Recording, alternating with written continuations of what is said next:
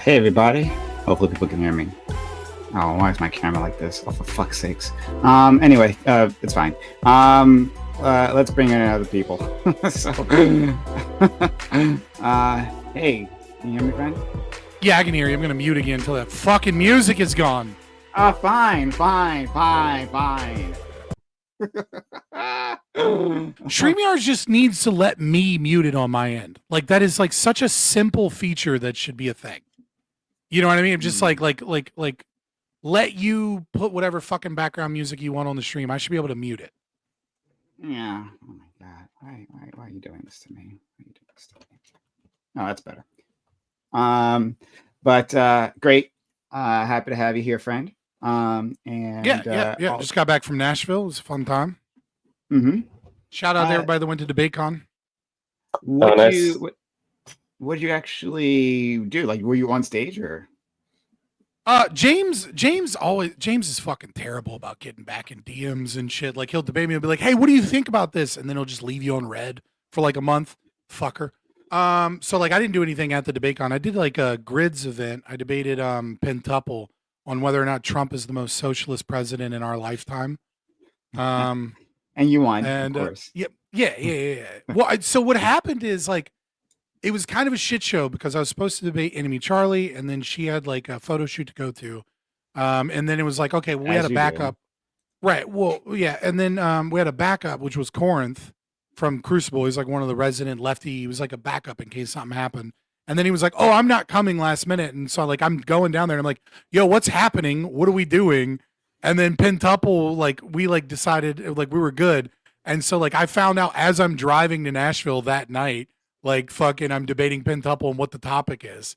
And then so like so I do like an hour and a half, 2 hours of prep in the morning, right? I wake up early as fuck to prep. And then I get there and Pentuple's like, I'm debating? What do you mean?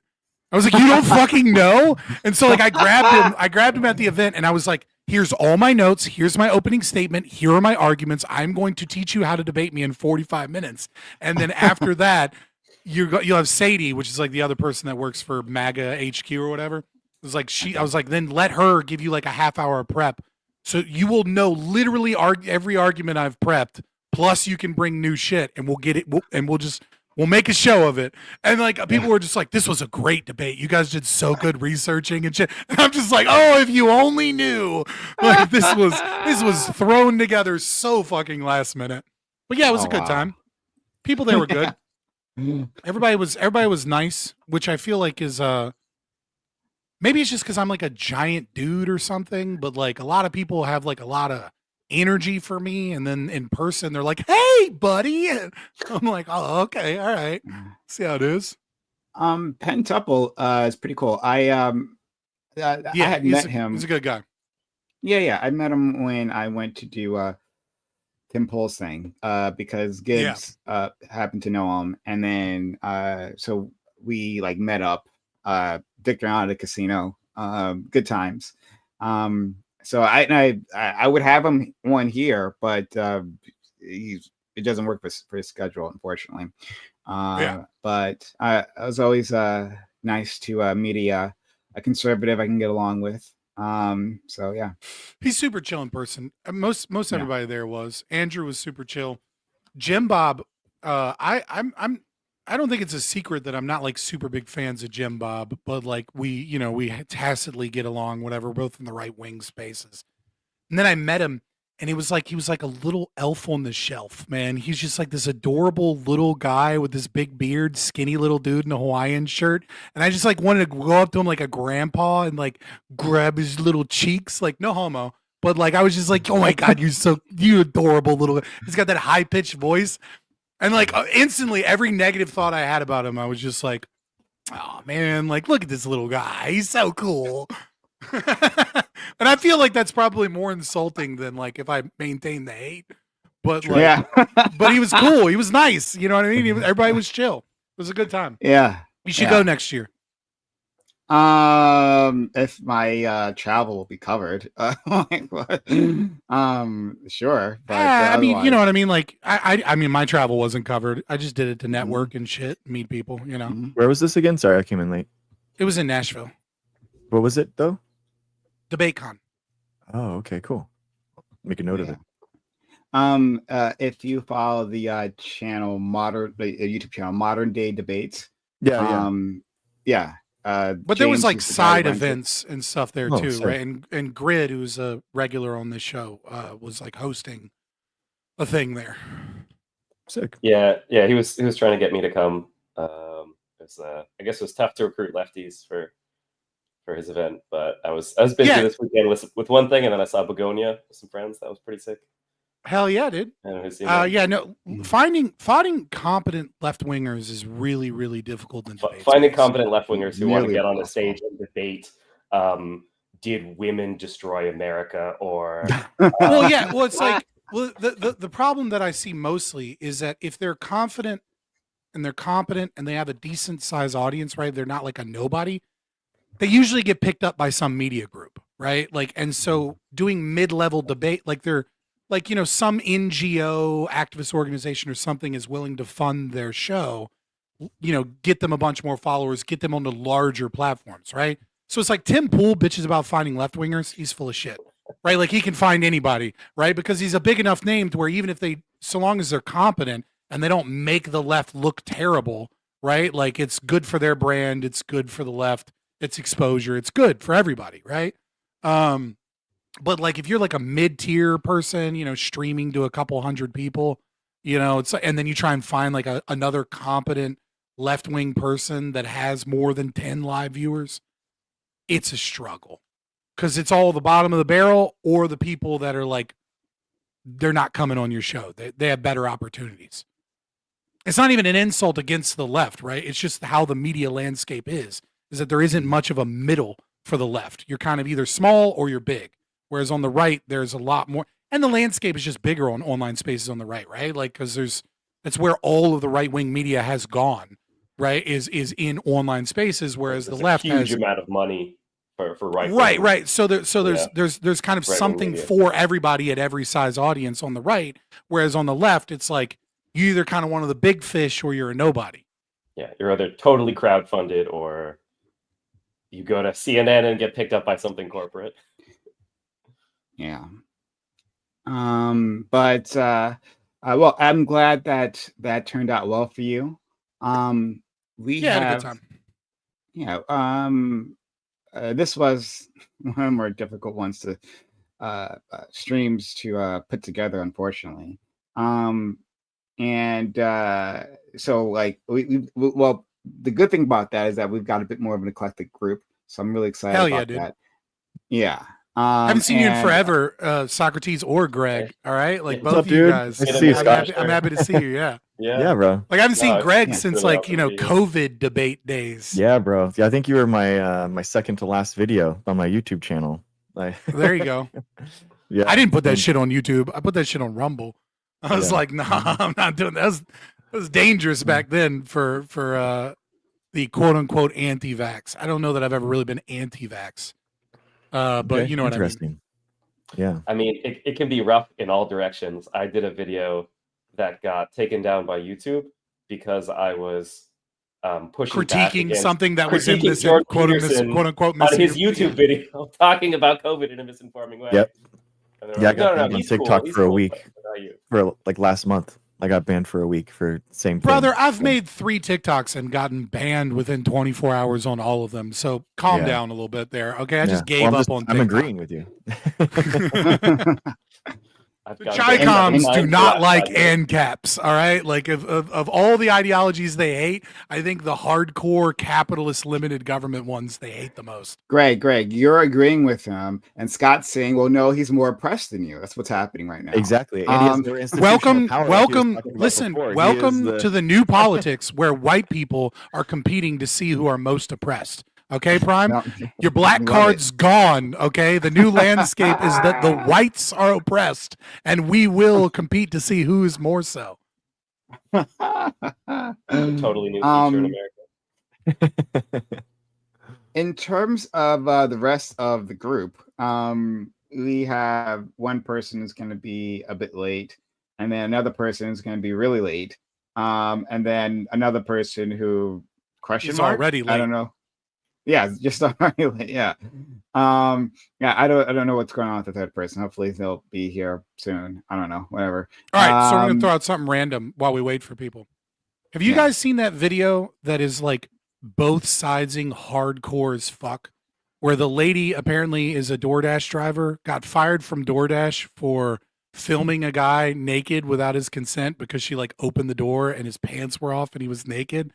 And then like people are defending the girl because they're like, hey, this guy was trying to like show you his dick. And then other people are defending the dude like, why did you open this dude's door when the delivery thing said sat on the porch? I'm curious about other people's opinions on this because I'm like 50-50, and here's why I'm 50-50. I'm 50-50 because there's a lot of exhibitionist, perverted, weird dudes, and there's no shock to me whatsoever that dude was like, let me just leave this door cracked and see what happens, right? Like, I 100% kind of believe that was the thing. But then also, you show up to some dude's house, you open his door further so you can get a good film of it, and then you post on the dude naked on TikTok and talk about how you're oppressed, and then get mad when you lose your DoorDash job after your, like, you know what I mean? Like I feel like this is one of those I hate everybody things, but I'm wondering if anybody else has strong opinions here. I think first of all we need to play the video. Prime, can you put that up? Let's not. One second now. You can get away with that shit on Twitter. That's about it. Wait, no, you can't show dick pics on Twitter, right? That's the whole. I mean, so yeah, in certain contexts you could, but like this one. So look, okay. I guess I'll go first. I just wanted to make sure everyone knew what we were talking about. We're talking about this. Really? Really? You're going to make me 50-50 on this? You know what I mean? Like I was like... Don't backpedal now. All right. So I haven't seen the video, right? So I'm just going to go off of our friend Scott's description. Well, nobody has seen... Hold on real quick. Nobody has seen the video of how open or closed the door was.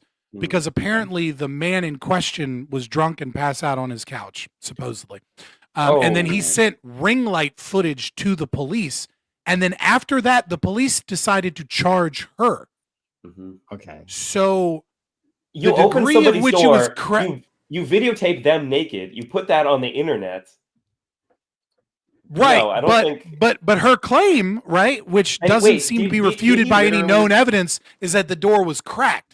And she goes to drop off the food, and then she's going up to a cracked, like partially open door, and there's a dude like exposing himself. So she's like, "I gotta fucking film this. What the fuck is this?" Etc. Still a bad decision, right? Okay. But like also could be a perf. Critical fact: did he actually put in the description, whatever, leave food on porch? I think that's the default. So no one knows whether or not it was in the description, because I think the default is you're just supposed to leave it at the door unless you write specific instructions. Okay. I feel that's like a shut and closed. Like, why did she's like, oh, the door's kind of open. Let me look inside. Yeah. Unless there were the specific instructions were to like, oh, the door's open, right? Like, if you could please be so kind as to, put it immediately inside, right? Unless that was the instructions.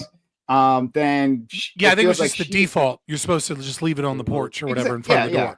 So, but also you're supposed to leave it in front of a cracked door where a dude's got his dick out. I think I'm with the drunk pervert on this. I don't know, right? You know what I mean? Like I want the ring light camera footage. You know, I want to see how cracked is the door, right? Can we is the door like kind of right? Like where's the foil on this, boys? These are the answers we need in our society. So hold on, if it's we don't need the Epstein files, we just need this. Well, hold on. We're taking down all the perverts. We're starting small.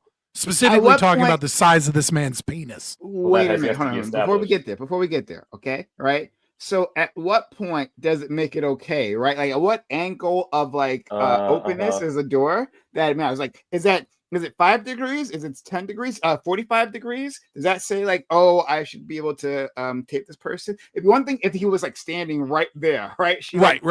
It, right? But like he seems to be off to the side from this description, right? Pass out on his couch with his pants around his ankles. Like, what the fuck then, right? Drunk and pass out. I'm assuming dude ordered DoorDash drunk was like if we want to be charitable that he's not a pervert, right?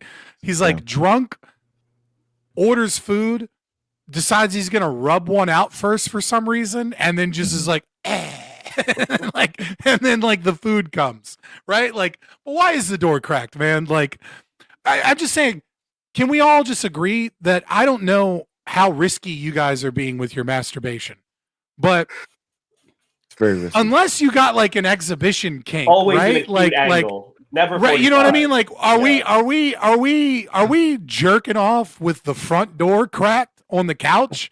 Because I feel like that in and of itself is already like a, hey man, what the fuck are you doing? Right? Well, okay. Like I'm kind of, that's why I'm 50-50, right? Like I feel like he did some weird perverted shit. But like what she did was definitely illegal. On like a dirt road somewhere, or was this in like a city? Because like that also. Ooh, I don't know. That impact. It looked like it was in a neighborhood, like a suburban neighborhood. But I'd have to. I don't understand. What difference does that make? Well, I mean, you know, if he's way out far enough, he gets less of a ding ding ding ding dong ding dong ding tax, right? Like we understand those people are a little weird. If your nearest neighbor is like a mile away versus like just next door to you, like right, like what is the likelihood that you have the door slightly cracked or like, whatever why is the door unlocked because you're trying to expose yourself, or is it like you know, like in a suburbs or in a city, you're exposed? Like let's be honest, that's your intention. Out in the middle of nowhere, maybe that's just how you leave your front door. No, I don't. No, I don't. No, I don't believe that. One in Neither any do I. environment. Yeah, I was just trying to. I was trying to steal, man.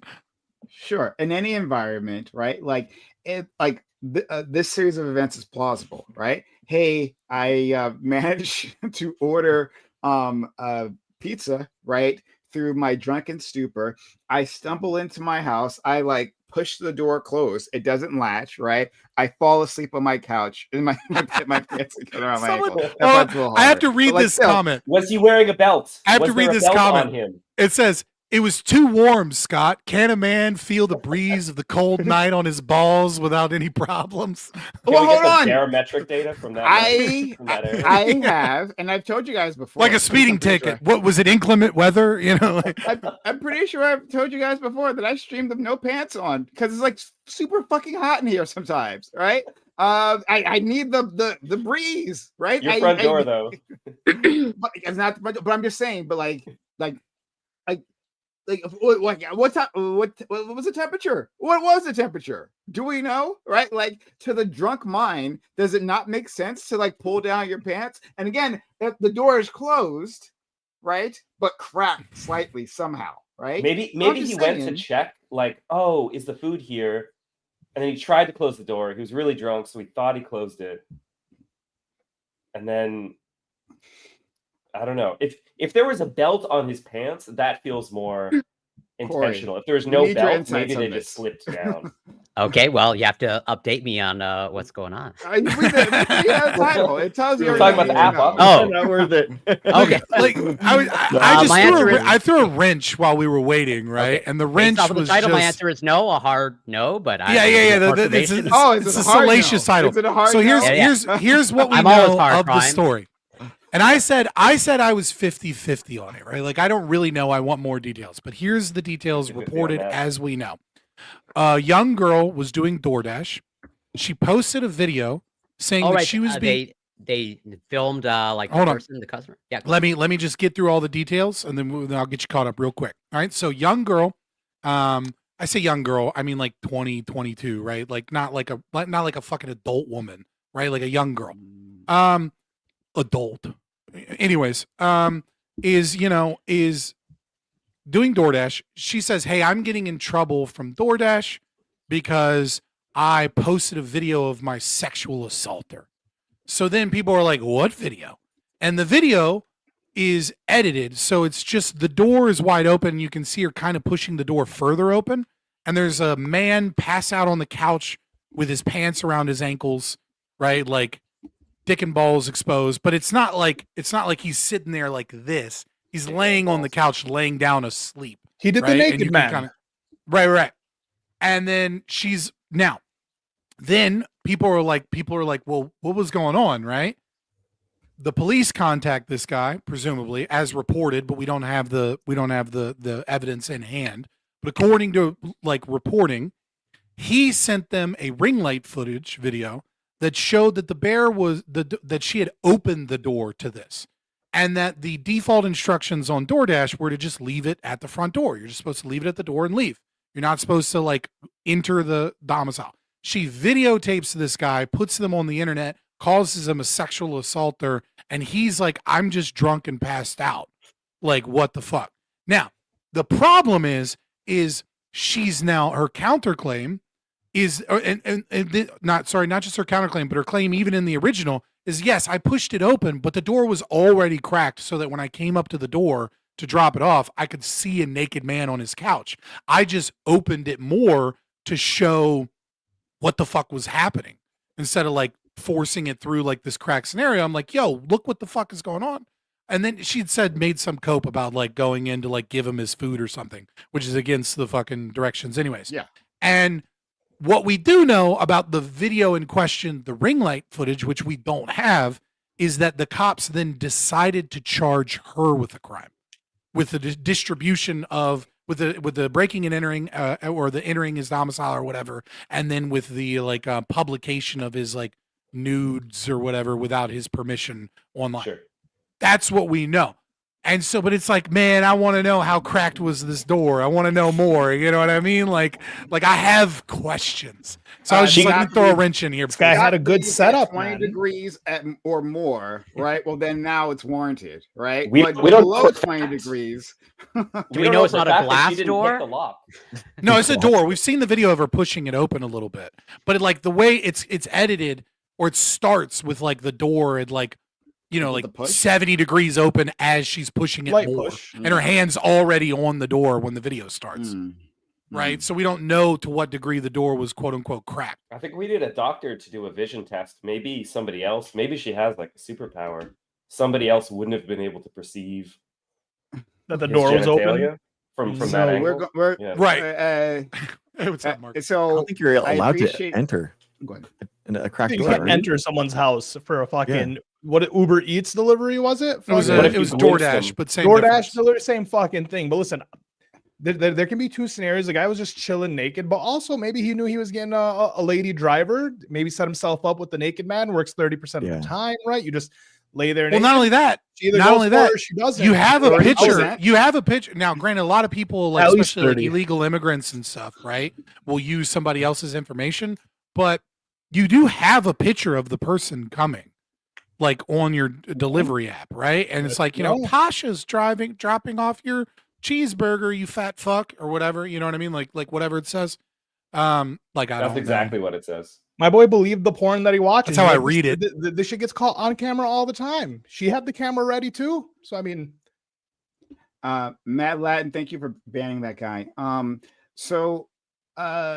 course, for some reason, this stream is attracting creeps. I don't know why that would happen. But okay, now that we're here, all right, we're gonna discuss. I appreciate my friend Scott for bringing this up. I hadn't heard about this.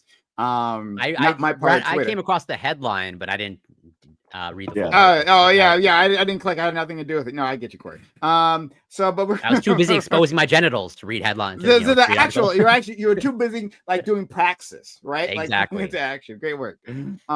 So everyone's got to give their 2 cents about this, right? Zealous, look, you said you wanted to be a part of this.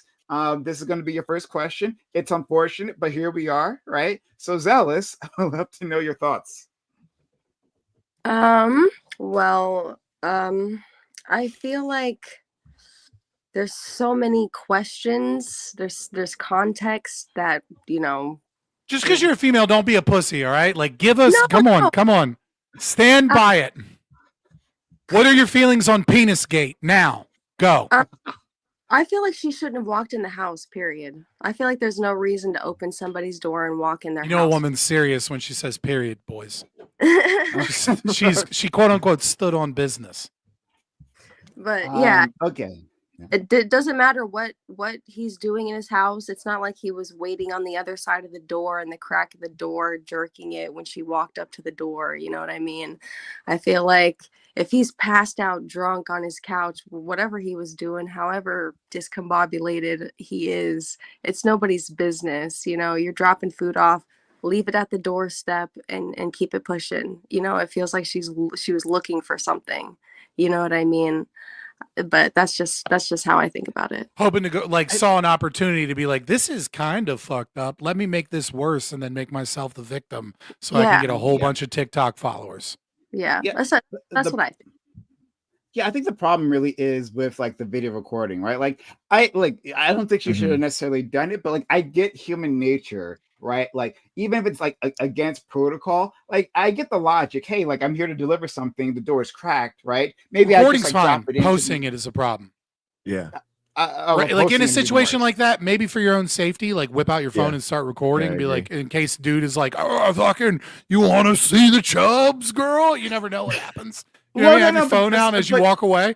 Be like, this happened to me. In case I get in trouble, I have video evidence. No. In general, like I agree with you, right? If you're actually like being directly like assaulted, right, or like accosted in some way like that, 100%, then there's no question you should actually be recorded. But no, like I think there's a problem necessarily recording this guy who apparently, right, is not moving. And according to your retelling of the counterclaim, she doesn't say that he was approaching her or anything, right? Or any sort of threat. He's like passed out over there in his own house, right? And you pushed open the door. I actually do have a problem with the recording, right? And also further problem of the posting. And so like that feels well, especially when we were talking about the posting, malicious, right? But with the recording, it's like, okay, you've kind of like put yourself into this situation. I don't blame you necessarily for opening the door. It might be against regulations, but like the thought process is very clear, right? Let me just drop this right inside and like get out of here, right? Or maybe like call out to them, hey, the delivery is here, and they'll come and maybe tip me or some shit, right? That part makes sense. It's the recording of a person. Boy was certainly looking to give a tip. Yeah. Oh my God. Thank you, Zealous, for that. All right, but we're gonna get everyone's opinion on this. Dr. Krager, you've been pretty quiet on this, right? And this is a high level, the amount, this is high-minded conversations we have on Prime Kai. So we're happy to have you here. What are your thoughts? Oh, good, bro. Yeah, man, I wouldn't go snooping around other people's houses, man. I think that's a little weird. I mean, I think you don't. Yeah, you go snooping around, and then you'll see some things that you shouldn't see. It's just kind of like reading your loved one's diary, or or snooping through their phone. Like you're gonna like find some stuff that you don't want to find, and then don't be surprised when you find it. Like you got to give people privacy, and everyone has their space, and kind of like chill and just do your own thing. Okay, fair enough. So Socrates, you've been asking a lot of questions, but I want a stance from you. Yeah, I mean, let's just walk through all the things that are really pretty strange about this. So his door was not only unlocked but open. That's really strange. I can't imagine like just having my door unlocked, open, whatever. Maybe that's because he was drunk. Maybe that's because he thought the food was there already, whatever. Okay, then she's showing up. I don't know why she's seeing whatever, and she's not just throwing the food down and just getting the fuck out of there. But if she does, okay, hey, I can glimpse inside. And this guy, unless his couch is like up to the door, it's probably back in the room. She can glimpse that he's, I guess, naked. If at that point you want to be like, hey, you pervert fuck, what the fuck is wrong with you? I'm gonna give you a 2-star rating because of that. 2-star. The way that your balls look on the couch. 2-star. Right? Like fucking. What if she still gave him I a don't give 5-star anybody a rating? 1-star. I mean, that would just be fucked That's up, just you know. mean, right? 2 stars. Yeah, you're getting 2 stars for this one. The second right? star because the dick was kind of nice. So yeah. Like I think that's fair. So technically, I think recording him would be a crime. It would be a tough. It would be a tough. Apparently, it is. Apparently, it is, and that's why she's being charged with said crime. Yeah, right. If you recorded, because you have a reasonable expectation of privacy, though that could be weird with the door being cracked. Because maybe you lose your reasonable expectation of privacy. I don't. When you invite someone over, technically, because they're like that's a. I desperately wish that's a lactoid question. Yeah, but he won't be here today, unfortunately. But anyway, like, so what's your verdict? To me, that's obviously a crime. If she didn't send it to everybody, my chat says if it's half mass or lower, recording is evil. I mean, you're not supposed to take the water was cold. You're not supposed to take the Grubhub and put that on the Pornhub. That's not the direction that goes, exactly. right? So that's I think she's in the wrong. I think he probably needs to like take a look at the mirror, sort some stuff out. Maybe this could be a wake-up call. But I think she's clearly in the wrong here. Yeah. But also, what was his order? Like, that maybe weighs in.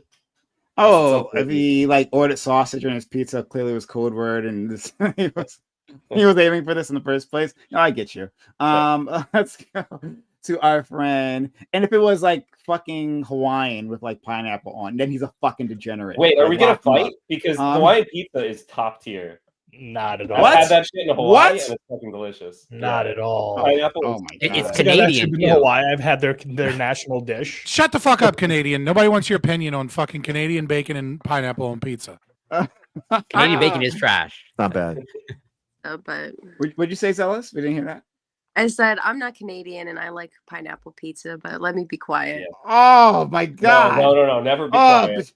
These fucking performative pineapple. Then you are Canadian. Is it performative? The cheese doesn't even cook all the way with the pineapple on there because of the juice. I can't eat pizza anymore. Okay, but when I did eat pizza, I did enjoy pineapple on pizza with black. Oh my god! Degenerates all around. I have to black olive and your Lebanese. That's your Lebanese, Fabian. It's coming through. Dude, it came out, but when I hit 30, all of a sudden, out of nowhere, I just was like, no, green olive, Kamala olives, green olives, feta stuffed olives, and hummus. Like out of nowhere, and like tzatziki sauce, like out of nowhere, my body was like, "It's time for your Lebanese." My Arab genes came out like out of nowhere. Everybody, like when I hit 30, bro. Just like a pregnant woman, all of a sudden having cravings. Yeah, your taste changed. It just feels like I'm in like a movie, right? Where all of a sudden everyone around me is like pod people. I thought you guys were all like good and like moral, right, and upstanding and God-fearing, but here you are telling me that you like pineapple on your fucking pizza. Lock your door, bro. You don't know what somebody's gonna try to deliver. They might be showing up to your door naked and delivering a pineapple. I don't know. I just think there's something about naked. I think there's something about the acidity of the tomato sauce, right, and then the acidity of the pineapple, and then the sweetness that like mixes between them. So like good. It's I like it. Like you fucking shoot me. I can't have it anyway. I will. So I would, but like I can't have pizza anymore. So okay. All right. I'm gonna have to move past this. Right. I'll have to come to terms with the circle that I hang out with here. Let's go to our friend Corey. Corey, what are your thoughts?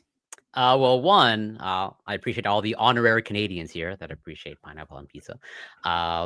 And two, Socrates, I think, didn't actually mention the most strange thing, at least to me. And this might just be unique to my region or my experience. But like, so let's say, for example, I think maybe once in my life I've ever come across, let's say, a woman Uber driver or taxi driver. I think maybe once or twice I've ever encountered a Uber delivery a woman who is actually doing either DoorDash or Uber delivery. No, it's pretty common here, bro. Yeah. Okay, then that might just be unique to my experience. But I think there's reason, and I don't know what the actual, like, I'm speculating in terms of, like, I think maybe one of the reasons are, like, I don't know if that's let's say, is it a 50-50 split even in your area? I think it's fair to say that it's most commonly, like, men that are either doing I'd say it's the DoorDash. opposite. I'm here in Richmond, Really? Virginia.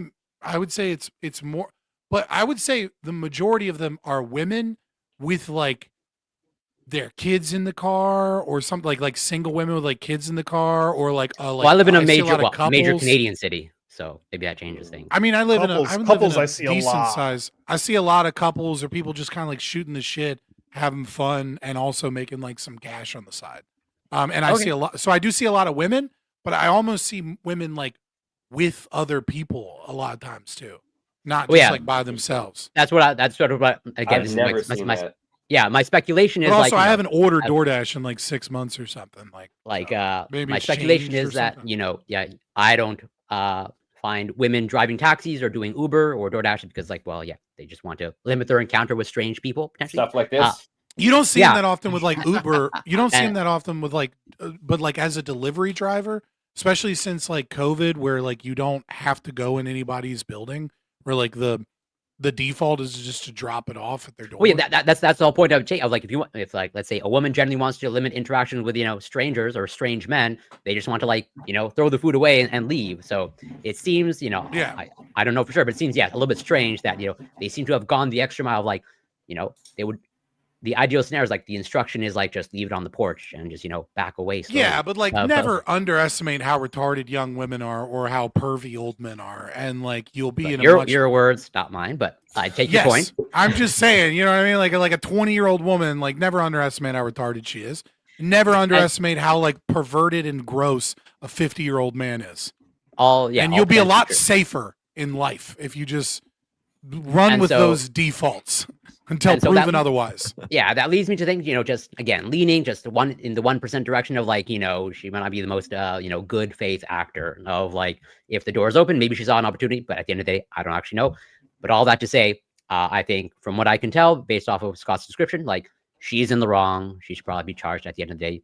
Even with the door open, you don't have the right to enter it. And especially when the instructions were, well, even if the instructions were like not to leave it on the porch, you're supposed to just like knock or I don't know, maybe shout to the open door, but not actually enter into someone's home, regardless of just the leave it on the porch. Like bitch wanted her 15 minutes of fame. I agree. I'm just kind of like percentage wise. I'm like, there's a percentage, dude. It's weird. Why is everyone always It is recording weird, everything? dude. That's what I don't Dude understand. 100% planned that. It just didn't work in his favor.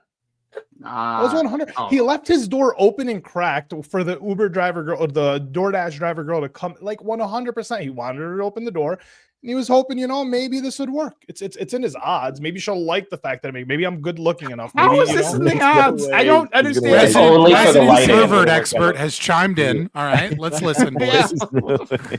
Listen, man, Like, it happens. It's straight out the Ali playbook. He knows all the 30% of the time. It man. usually 30% works of the for Ali, time. though. That's the difference, The thing is, you want them to come on to you, right? So you make yourself presentable. He was on the couch. He ordered food. Maybe he ordered enough for two. Maybe there was wine on the table. She didn't notice the wine because she was looking at his dick. I don't fucking know. Let's ask our friend FQ. She has a super chat, and consider super chatting to the support the stream. She says, "Send Mr. DoorDash to Jupiter, who disrobes only to crack the door open and splays bow-legged before it while cuddling Jack Daniels to sleep." To be I think fair, plenty he of was people not do. splayed open. He was laying flat on the couch. In the Flat. video in question, right? Like on his back, Balls up. like on his back. Like you can't even see his dick in the video that I don't she know if posted. the actual balls were up. That seems a little defying gravity, but They could have snuck down. He might be a fan of but- Wicked. You don't know. I mean, the guy was just drunk, left I'm his just thinking, door let it open, go. she walked Yeah. in, and then he's claiming sexual harassment. It's just kind of insane. I think it could have easily happened. Sorry, FQ, I got to push back on you here, right? Like, like when you're interacting with people in their homes, right? People do all kinds of crazy shit, inappropriate, right? Like, hey, I think the inappropriate part is maybe interacting with people when you're like so severely drunk, right? So you're ordering these these services, and then you have to interact with a person where you can't actually properly do that. Like that's like where he went wrong. But the idea that once that already happens, okay, like, is it plausible that a drunk person does something inappropriate, right? But inappropriate within the context of their own home? Yeah, actually it is. And like, that was fine. Like the recording is a problem, in my opinion. Yeah. But thank you. 100%. Yeah. She had no right to record him. And if you apparently my chat really wants me to know that there is like an option to report things, and she did. Oh, okay. Like she posted dude's video online, but never used the actual system Like in DoorDash and the Dasher app. Because there's nothing actually to report. Even like when Socrates earlier was like, you can, give him 2 stars. That would be fair. I don't think it's fair. The guy was naked in his own home. She's there to deliver food. If he tipped her accordingly, if all things well, she walked into his house. No, he 5 tipped her stars. recording. 5 stars? Yeah. Damn. How much of a tip did she get is what I need to know. Well, wait. Is your contention that the only thing that should affect the stars is just like the most bare service? Do I get tipped as a bot, as a worker? Do I get the? You're not serious right now, right? Like, right? Is this deadpan comedy? Professional behavior or something Apparently, like that lowers it. Yeah, but he didn't do any behavior. He was lying I don't think down Dashers. on his I don't couch. think Dashers even give star ratings to customers. Damn. I think Okay, they it's just more of an- report more of them an or Uber just go thing. about business. Yeah. I think it's more of an Uber Were you- thing. Yeah. That's Dr. probably why Greg? it's happened. Apparently, she No did. legal She did recourse. use the system, and she did report him. Okay. Okay. What? What's the report? I said chat. This is not a serious debate topic for me. I need everyone to know that this is not representative of the majority of the content that I do. Throw out something fun and stupid while we waited for Hey, it's in people the that are official banner. habitually That makes late. it serious. You know, like fucking like Ali over here. It's in the genes, man. It's in the bloodline. Okay. Can't help it. We can move past this. Okay. We can get the actual content. So we do have one other individual who's coming, but they'll be more late. They got the family stuff. But all right. Thank you for that. Much appreciated. Hello all. Thanks for being here. This is a Reverie Roundtable, which we have Mondays 8 p.m. Eastern. We've got a fantastic and for this show, quite diverse group of individuals. And I'm really excited. We got some new faces. We got some returning faces. So I'm really pumped. If you've been liking the content so far, right? If you thought that was fun or interesting or anything, consider supporting the channel. Follow the channel or sub if you're in YouTube land. And consider monetary support if you'd like. On Twitch, consider subbing or resubbing or gifting subs. On YouTube, consider super chats because if you super chat, we'll put your comment on screen. We'll answer it, deal with it. Maybe we'll spin out in a whole different conversation. It's a great way to support us. So shout out to anyone who does. All right, let's get started. Thanks for being here, Scott. As always, happy to have you. What's good? I'm Scott, Fabian Liberty. Check me out. I do ANCAP libertarian content. Not that fake pragmatist bullshit like Dave Smith, but actual libertarianism. Yeah, come hang out. Okay, it wouldn't be a good There's been a war in libertarianism right now that I could inform you of, but you don't. No, it's like Liquid Zulu fucking put out a video. And it's the something of a celebritarian. It's a Dave Smith hit piece. We've been fighting against the pragmatists that are just trying to be like Republican light and as opposed to actual libertarians. It's been a whole thing. If you're not in the libertarian space, it means nothing to you. That was just a nod to the remnant out there. You know, those that know. And before this moment, there was peace among libertarians. Okay. Let's move on. Most peaceful ideology there is, brother. And we will kill you if you violate our rights. Let's move on to our good friend Socrates, who Hello. I missed. Socrates is amazing. Gotta be an OG to remember for Socrates. He hasn't been here for quite a bit, but I've missed him for sure. Like the entire time. He always brings such a great energy. So fantastic individual. So I'm very excited that he managed to join us, especially because he's a bit under the weather at this point in time. So we hope you can stick around with us, but if not, that's okay as well. Thank you so much, Socrates. How are you? Very good. I mean, I'm really excited to be here. Like you said, I am under the weather. Once my throat starts giving out, I start like sneezing and just blowing mucus and being disgusting on screen. I'll bow out before you all have to deal with that. But really, really happy to be here. I mean, me and Prime go way back. We were collaborating and putting panels together and doing all this like right when I started streaming, right around the pandemic, which I think was around when you started streaming. But yes, super excited to be here. I'm a cancer researcher by day, and I do politics, philosophy, and science by night. So check me out on Twitch. Check me out on YouTube. He does it all. But it's also weird that like you think your sneezing would be the disgusting thing and not like the things that we just discussed. Okay, that's where you draw the line. It's interesting. But thank you, Socrates. And moving on, a brand new person to my channel who reached out to me earlier last week, Dr. Greg. Very excited to have you. You seem to be, but you're not necessarily new to this like the general space of like these debates. Just the first time I've had you here. You're even familiar with some of the people on my panel. Dr. Greg, thanks for being here. Tell us about you, right? Like introduce yourself. Love to Sure. hear you. Thanks, man. Thanks for having me on. Yeah, I guess I'm a scientist. I have a PhD in microbiology. I've been a bench scientist for like 16 years, genetics, molecular biology. I basically genetically modify things for a living. But I host a science, like Ask a Scientist panel on TikTok every night at 9 o'clock Pacific. And people come in and just ask me questions. And like 60% of it is about the pandemic because it's like the biggest thing that people have gone through in their lives and science wise. So it's a lot of that kind of stuff, battling and debunking misinformation and holding people that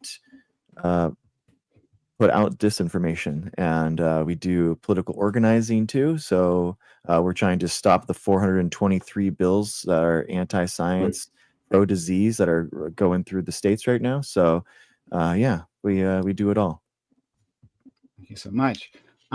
Next, our good friend Corey, no stranger to this panel. How are you, Corey? I'm doing well, as usual. I was looking forward to it, and grateful to be invited. You can find me on Twitch, Corey Campbell 84, Twitter, X, YouTube, Instagram, Substack. It's Corey Campbell. And also, what I will say is, I have no doubt in my mind that Socrates is the best cancer researcher because he debates on Twitch politics, and so that's the best experience you can have. But yeah, looking forward to it. And Corey, a biologist, right? Flex your biochemist. Your muscles here. The loser biochemist. well, no, it's not the same thing. No. Now you're gonna start a real fight. How dare you? Greg knows all about molecular biology, and CRISPR, I'm sure, etc., etc. I know all about proteins. There you go. Okay. Well, I appreciate well. I just like it when you get a chance to like flex your degrees and your knowledge. Anyway, happy to have you here, Corey. Now this next person is interesting, right? You got to be a super fan to remember our friend Zealous. Like we had her on way back, right? Many years ago. And interesting individual. She reached out to me. She said she wanted to jump back in it. So here she is, but she's like practically brand new, right? Just a few scratches on her, right? Good to go, really. So we're happy to have you here, Zealous. Tell us about yourself.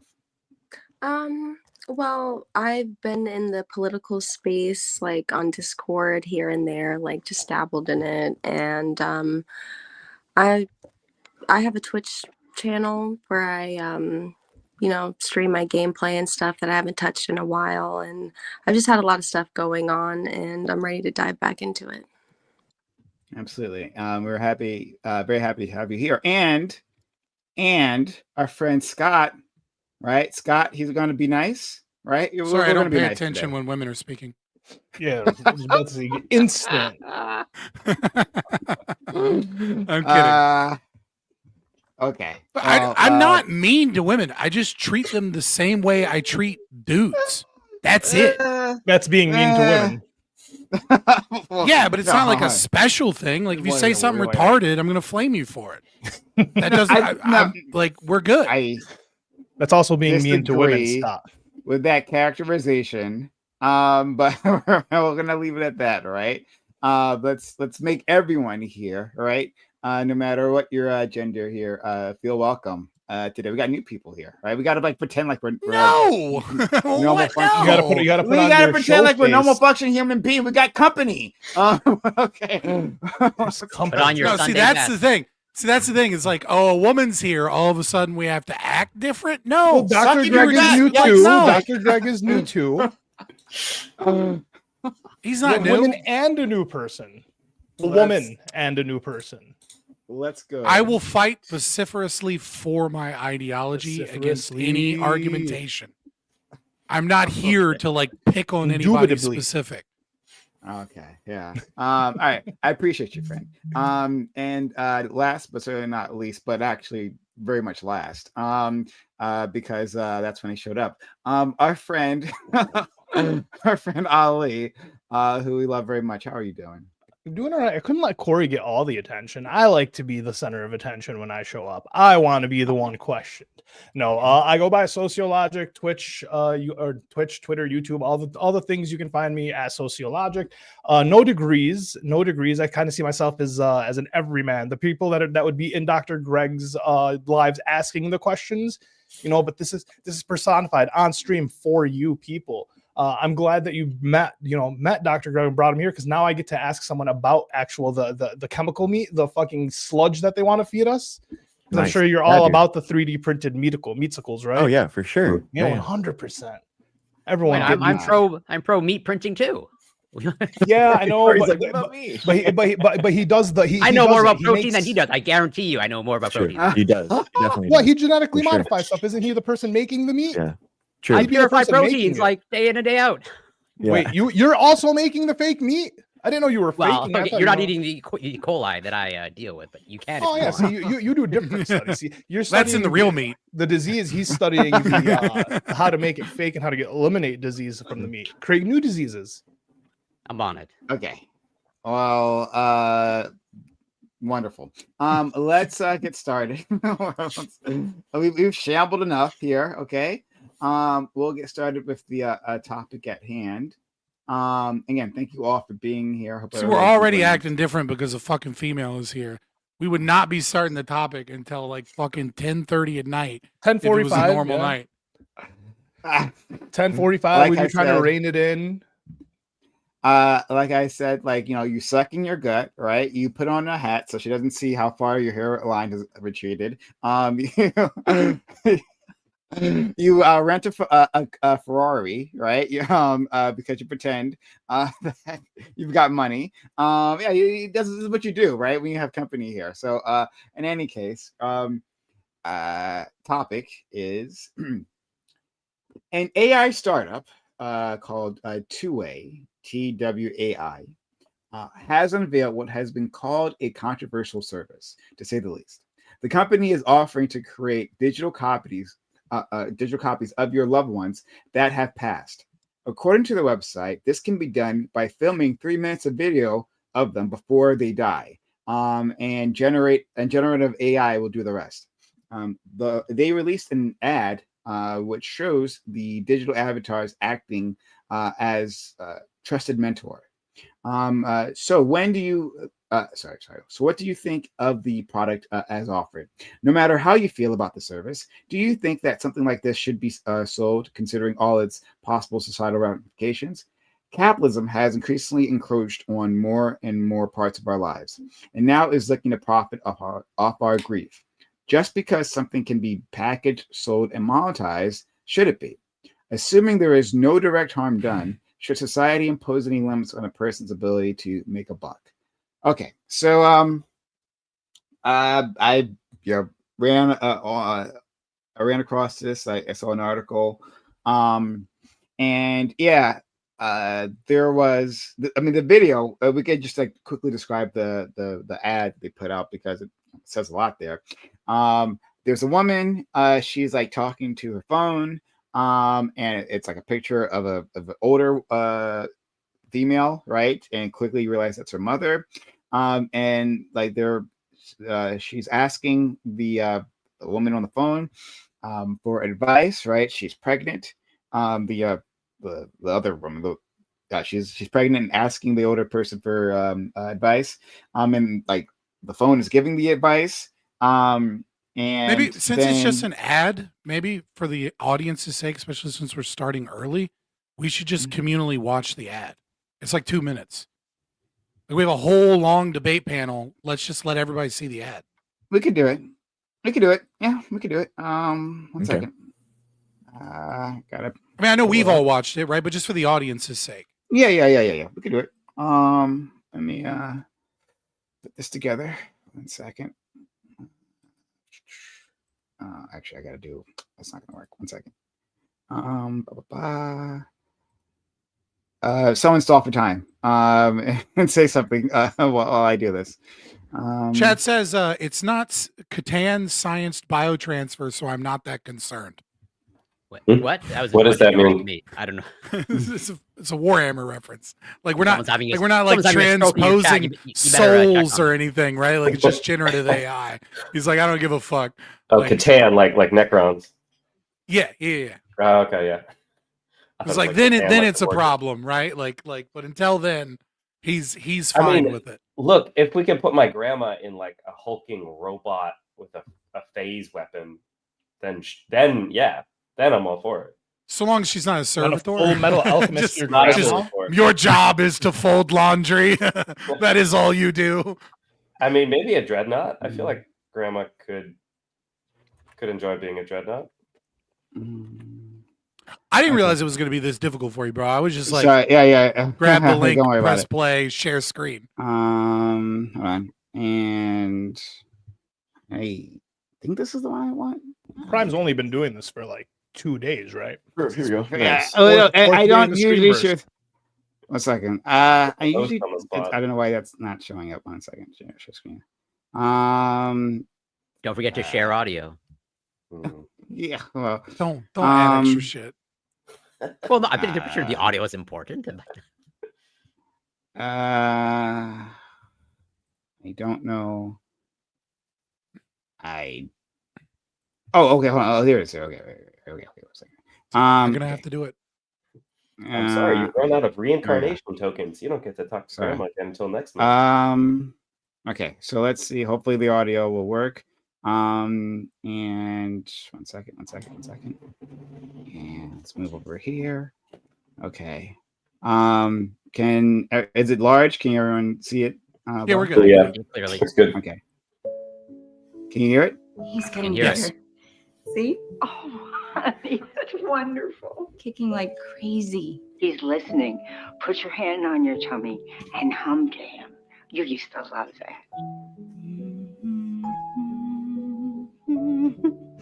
It feels like he's dancing in there. Oh, honey.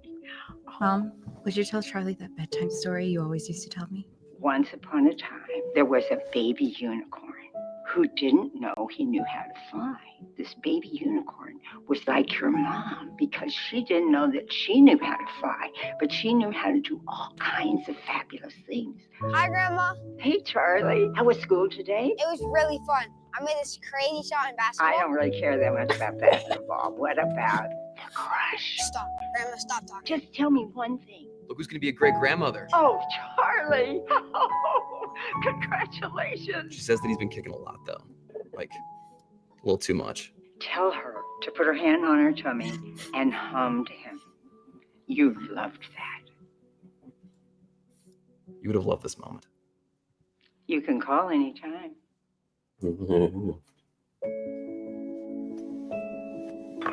Okay, Mom, I just need a quick video. Is this like an audition or something? No, Mom, just 3 minutes. You need my best side? Can I sing another one? I can play the piano. She's so talented. I am. I'm your mother after all. Keep going. Why don't you start by telling us a little bit about yourself? Well, I was born as a very young child. I would hope so. Okay. All right. There we go. Yeah. Let's take that off. So now you've seen the video. This was a whole thing. But appreciate it. Hold on. Let's unshare this. Okay. All right. Okay. So that's the video. And the older gentleman at the end, right? The father who grew up, that's actually the owner of the company. He was okay. he was an actor, some sort of child actor on Disney. Some show I never watched. Makes sense. They really fuck people up on. Really fucking you up. Yeah. So yeah, he was an actor. And now he runs this AI startup. And like it says, it only takes 3 minutes of video recording, and somehow that's enough. In any case, so anyway, what I want to do, right, what I want to talk about, is 3 things. One, I want to talk about the service as offered.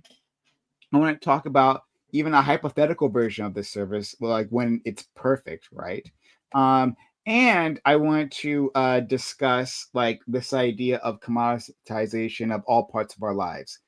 This topic is partly inspired by a conversation that me and my friend Scott had previously on like what is like morally like how far capitalism should go in terms of monetization. Like is there limits to like what should be made a profit on?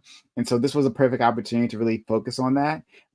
So I'm really happy about that. Let's start with our friend Scott, get his opinion, and we'll go around. Yeah. Man, there's so much to unpack in this topic. So I'm glad we started early. In terms of the capitalism thing, I'll just say that like funerals are the same thing, right? Like we already have the market utilizing your grief to sell you services for someone that isn't even alive anymore, for your emotional state and for you to process your trauma or your loss. Whether or not we should be engaging in the service as used, I think that is a very like I almost feel like this is a niche thing. But backing up, I want to say 2 things.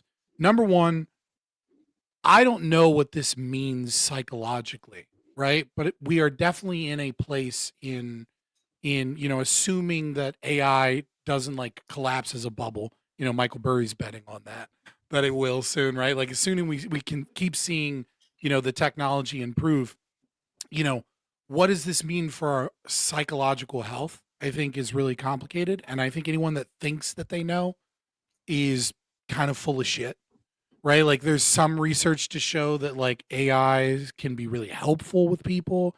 It can help, especially it can help people be vulnerable with like a judgment-free place. It can help people like there's similar, research shows that there's like similar effects to actual social relationships. Like it can reduce suicide, it can help people with mental health, etc. At the same time, this could create a dependence. This could create a lack of an ability to move on. This could create, a furthering destruction of social skills with other people. Like, what does a world look like where we have really accurate relationships with AI that is simply exceeding what another human being is capable of in terms of acceptance, removing all the guardrails to the difficulty of human relationship. And then when you try and actually be involved in a real human relationship, you have all of these built up expectations of a fantasy of what a human relationship is.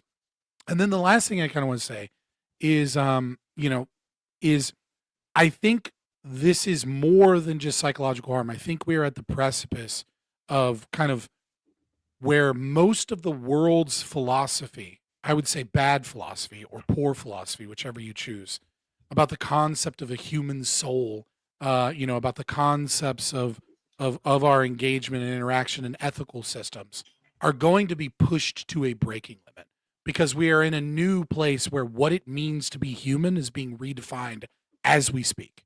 Right? I think in 10 years, it's not crazy to think that if someone wants to be trans, that they will very quickly go through a surgery and you will literally not be able to know in any way, shape, or form what their past life was. I think we're very quickly in a place where people will replace human relationships with AI relationships. And I think we're quickly at a place where, you know, people are going to be apologizing towards their robot because their brain pathways are looking at robots as sentient beings, regardless of whether or not they are sentient, and treating them as individuals. And like our understanding of what community and relationships will be is that anybody can be whatever they want to be in a transhuman place. And there will be a lot of technology and AI and robots and things that will be filling voids that humans used to fill. And what that new world looks like is terrifying and a great opportunity for the world. And so I don't know what yeah. Okay. Sorry, I don't have a definitive like this is good. Capitalism is based. But you know what I mean? Like I think this is like an avenue for a lot of discussion. So I'm glad we started early. Thank you. So glad we had a woman here, right? So we can act right for once. Let's go to our friend Socrates. Hi. Yeah, I mean, right now, I think the best thing that you can say about AI companies is that their products don't work very well. That's the least bad thing about them.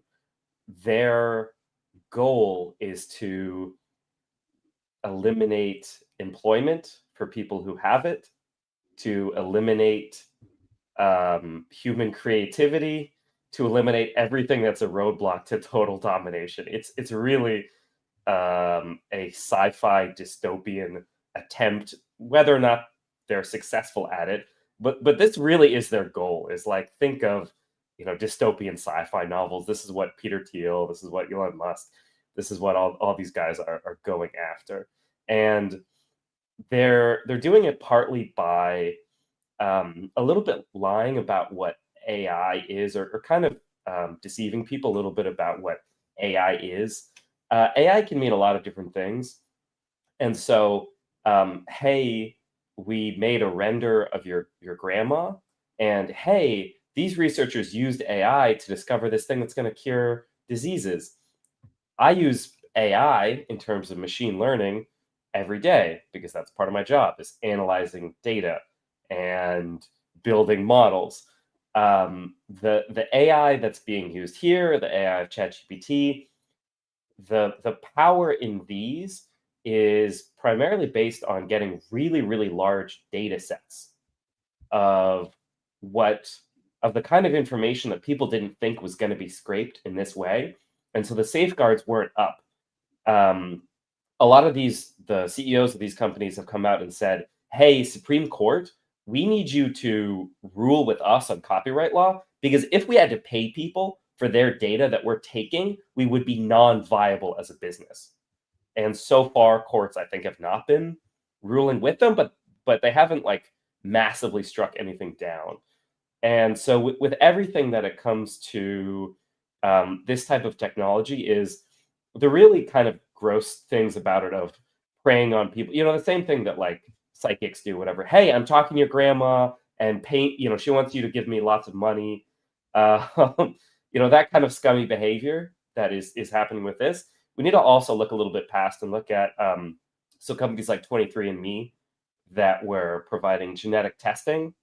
As a cancer researcher and someone who works with genetic data and sequencing myself, I was always very wary of that, and I was vindicated when that company was sold and its data was sold. And so anybody who was a user, they weren't viable as a business just based on what you pay for it.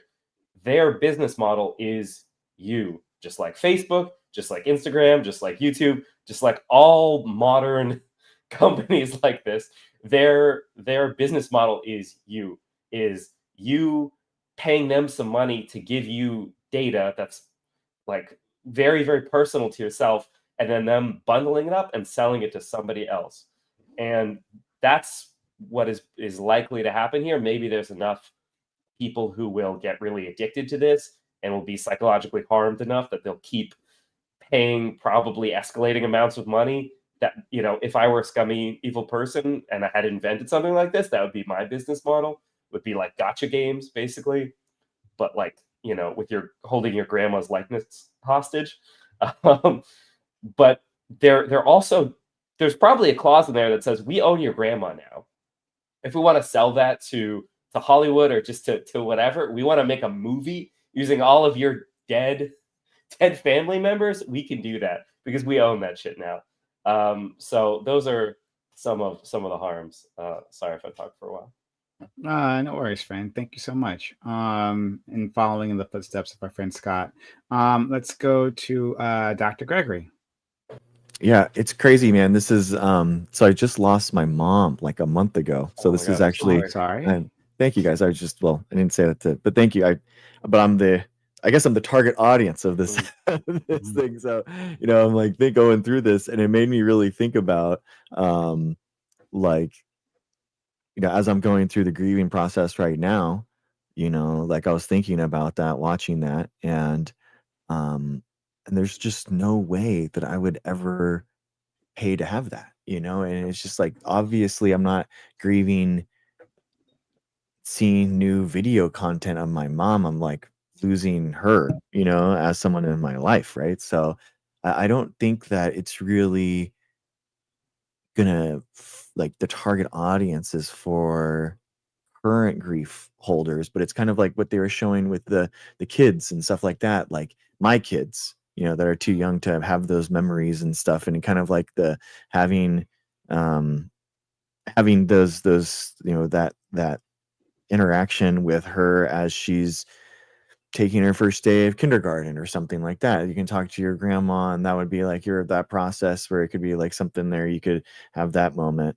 Just kind of like how people do right now, where they kind of like record like this, open this video up for, watch this video when, you're going through this, when you're getting married, you're going to die, and you kind of like pre-record these kind of videos. I could kind of see that as like what they're trying to do, but I mean, already, like I've tried the, make a video out of your picture thing, and there's that uncanny valley thing, right? Where it's like, it doesn't look right, and like for me, it's not good, but for other people, it might be. So it already is kind of used that way for other people, but not yourself. And I was thinking about that, like in the terms of like ChatGPT and how it's used primarily right now. The number one way it's used currently is actually like therapy. So like having a therapist that you're talking to, or someone, maybe it's not your mom, but it's your great grandma that's that you didn't know, and then you could be talking to that person.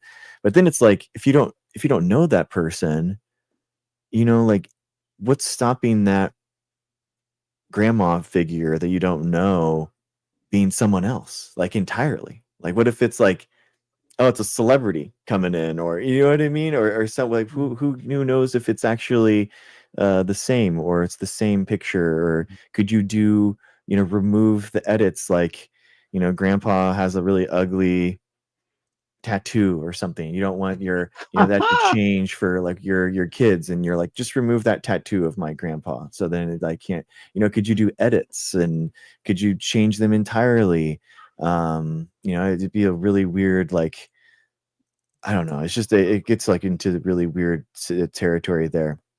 I already think though, like in the future, pretty soon here, we're already going to have personalized TV and movies where we kind of have our own choose your own adventure game, and you could probably like maybe put yourself in those movies and TVs and the scenarios. So we're already going to be really coming up here on like developing TVs and movies that are kind of like exploiting our ability to want to see each other and develop these other personas and stuff. So and it's just going to be really weird, man. It's gonna be really tough. It's going to be really tough to regulate, because I think that Socrates said is so important. Like, who owns this like data, and do you have the ability to kind of like take it back? You're like, I don't like this. Like, this is not okay how you're using my grandma's likeness or whatever. I didn't want this to happen, and I want to take it back. Like, do you have that ability, kind of like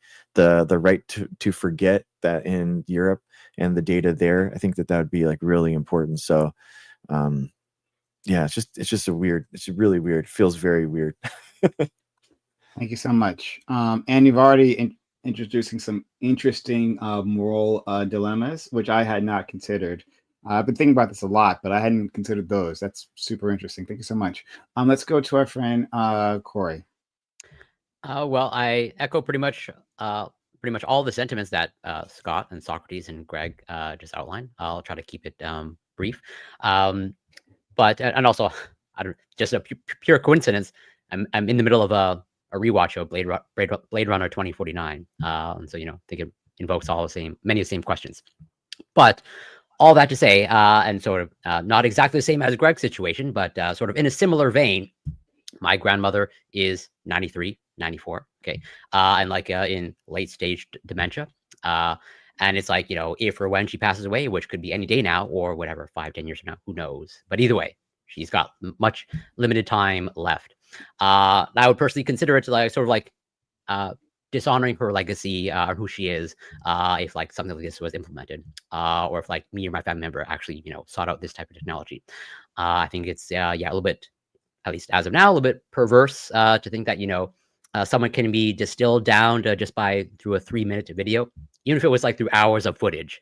Okay, I don't think you can recreate the actual human experience, and so just like in that vein alone, I think it's pretty perverse. And there's a lot of questions that already have been brought up in terms of like data, and I think it's all the same things.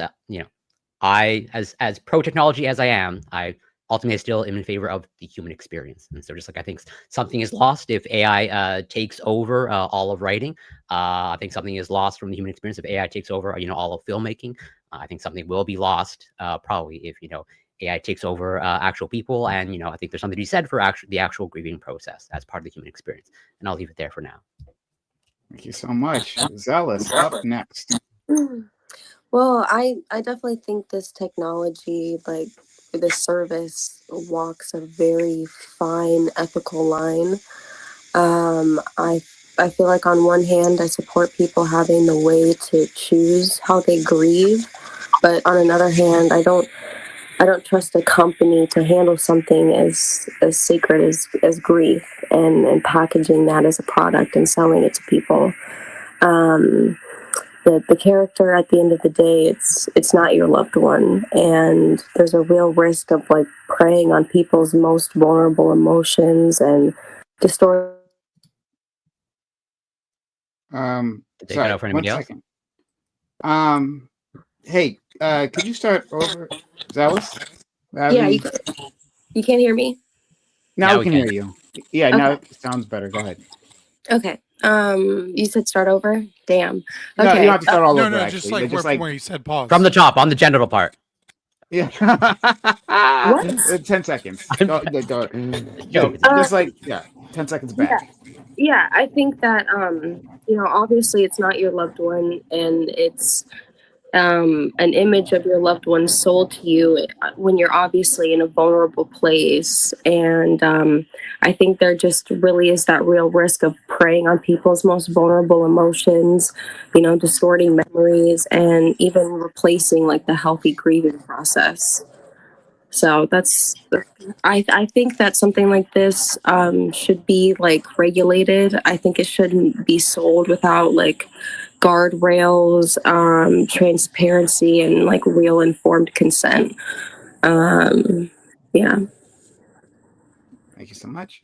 Let's go to our friend Ali. Yeah, I think Gen Z and Zillennials are fucking evil, man. To Greg's point, like they're already the AI slop that kids like Gen Alpha is going to be making already is going to be atrocious. And me, what? Yeah, Zealous, mute your mic. Thank you. Are we good?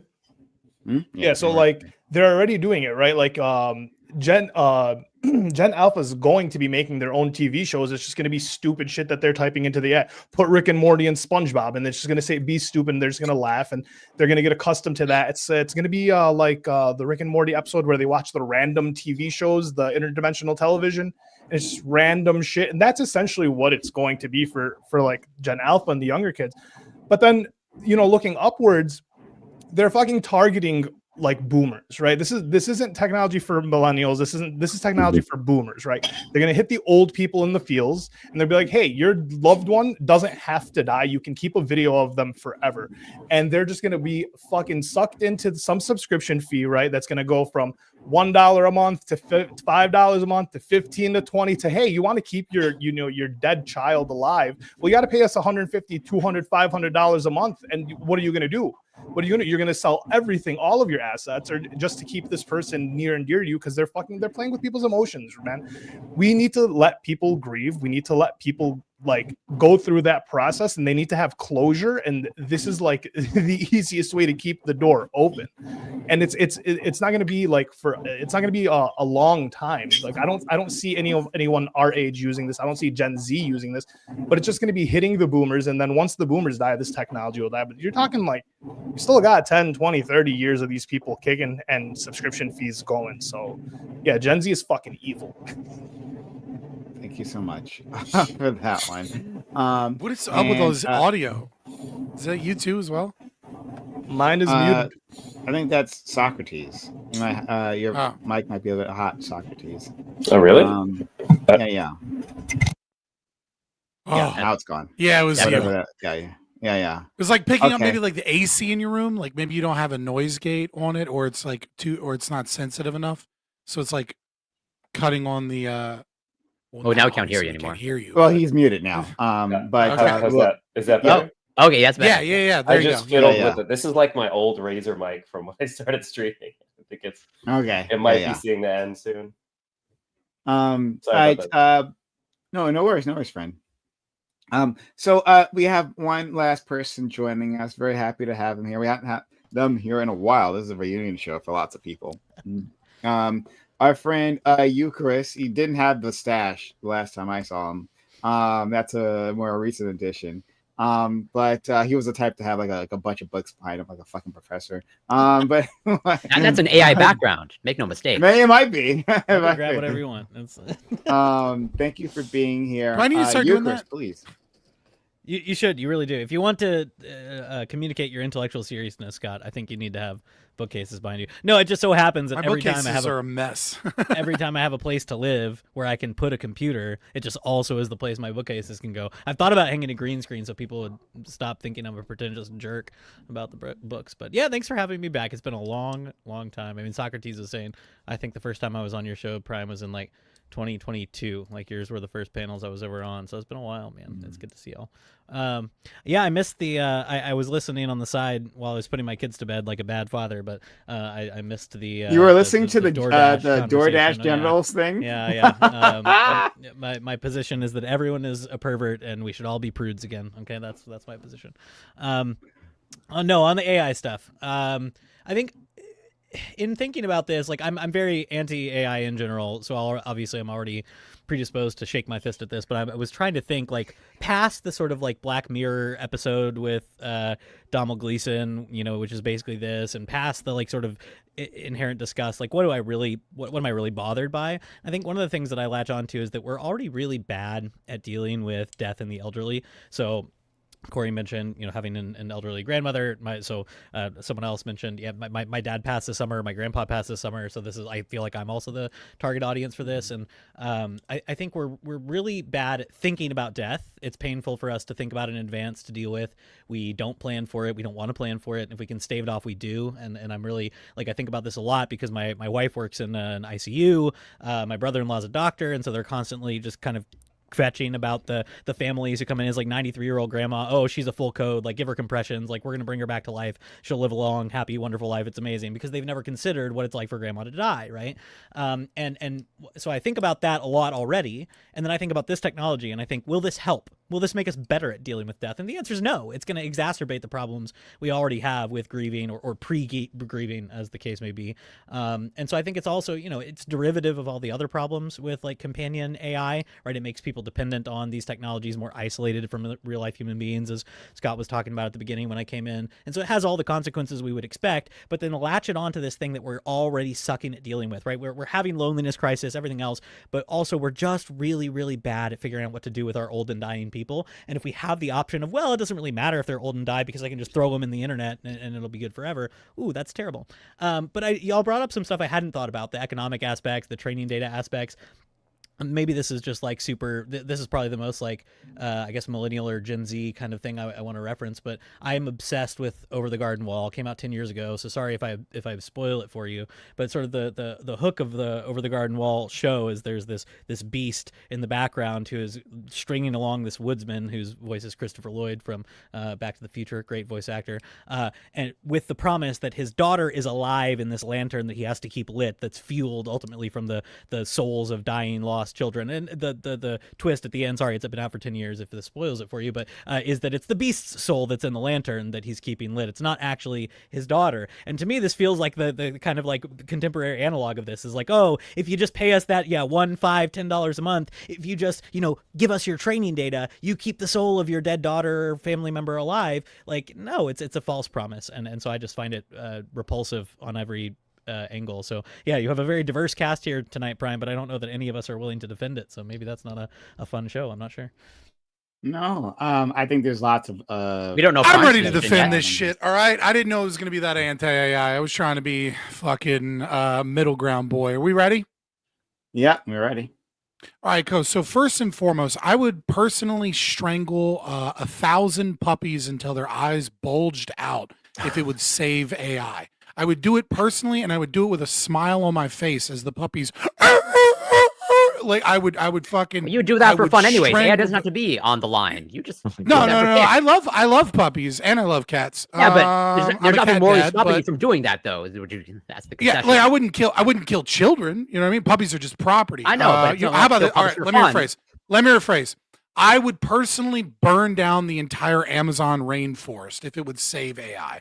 That is how pro AI I am. Now, whether or not this specific implementation is going to bring good or bad things for society, yeah, I want the market to be able to figure that out, and I want to be able to look at the consequences of it and have that conversation and talk about whether or not we should or shouldn't support. But in terms of the AI, you know what I mean? I thought I was trying to hone in specifically on this. I want to say that's how pro AI I am. I celebrate every time someone says I lost my job to AI. All of you should clap in celebration. You strangle a puppy till its eyes thing, right? Like when Amazon fires 13,000 people, I'm like, fuck yes, dude. And during holiday season where they should be hiring, such a beautiful thing has happened, and that is 13,000 people have lost their jobs. Rip bozos. You listened to the media when they told you to just learn to code. Ha ha ha ha. This is beautiful. And there's no fucking logical argument against this. You should all be celebrating that. And then lastly, to Socrates, this idea that you must be paid for your data, this idea that like we ought to be paid for our data, how do you price something that is already being paid for our data? That's retarded. Nope. How do you price something that? Nope. Shut up. How do you price something?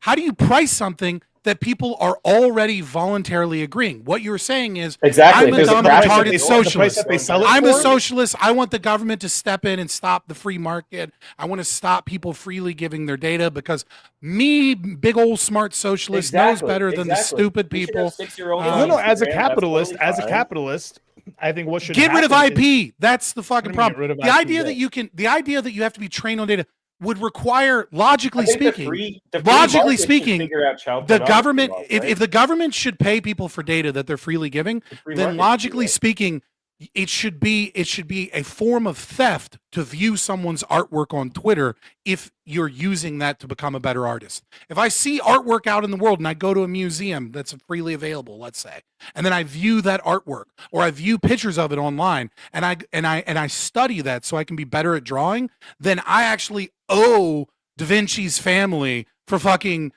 being able to look at his paintings. Why would you owe them? Because I'm training myself on the data that is out there that is being freely given. There's no difference between that. It's IP retard.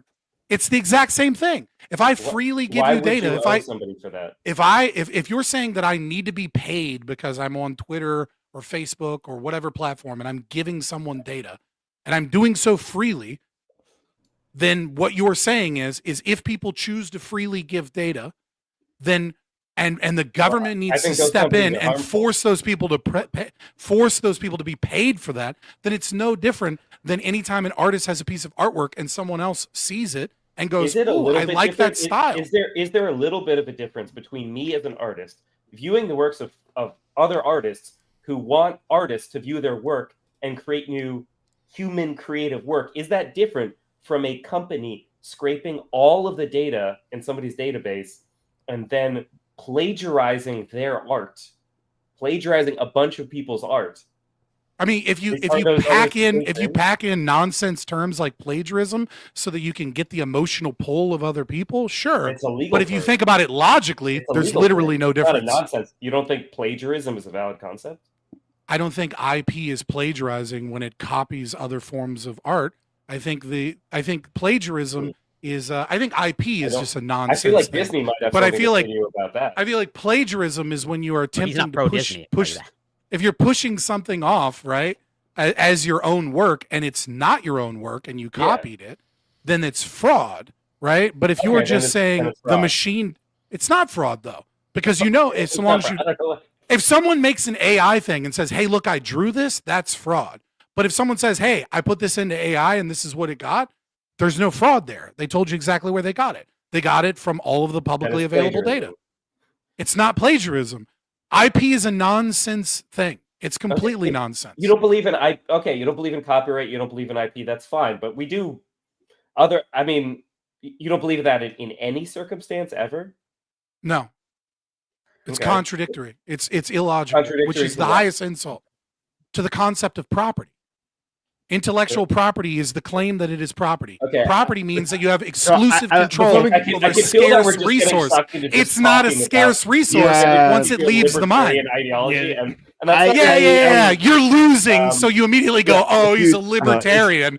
Fucking bulk up to your argument. You got nothing. Nothing. Take the L. I get it. Corey. And Greg, did you want to say something? Oh shit, I'm losing. Oh, libertarianism's weird. No, seriously, you're doing great. You're not at all.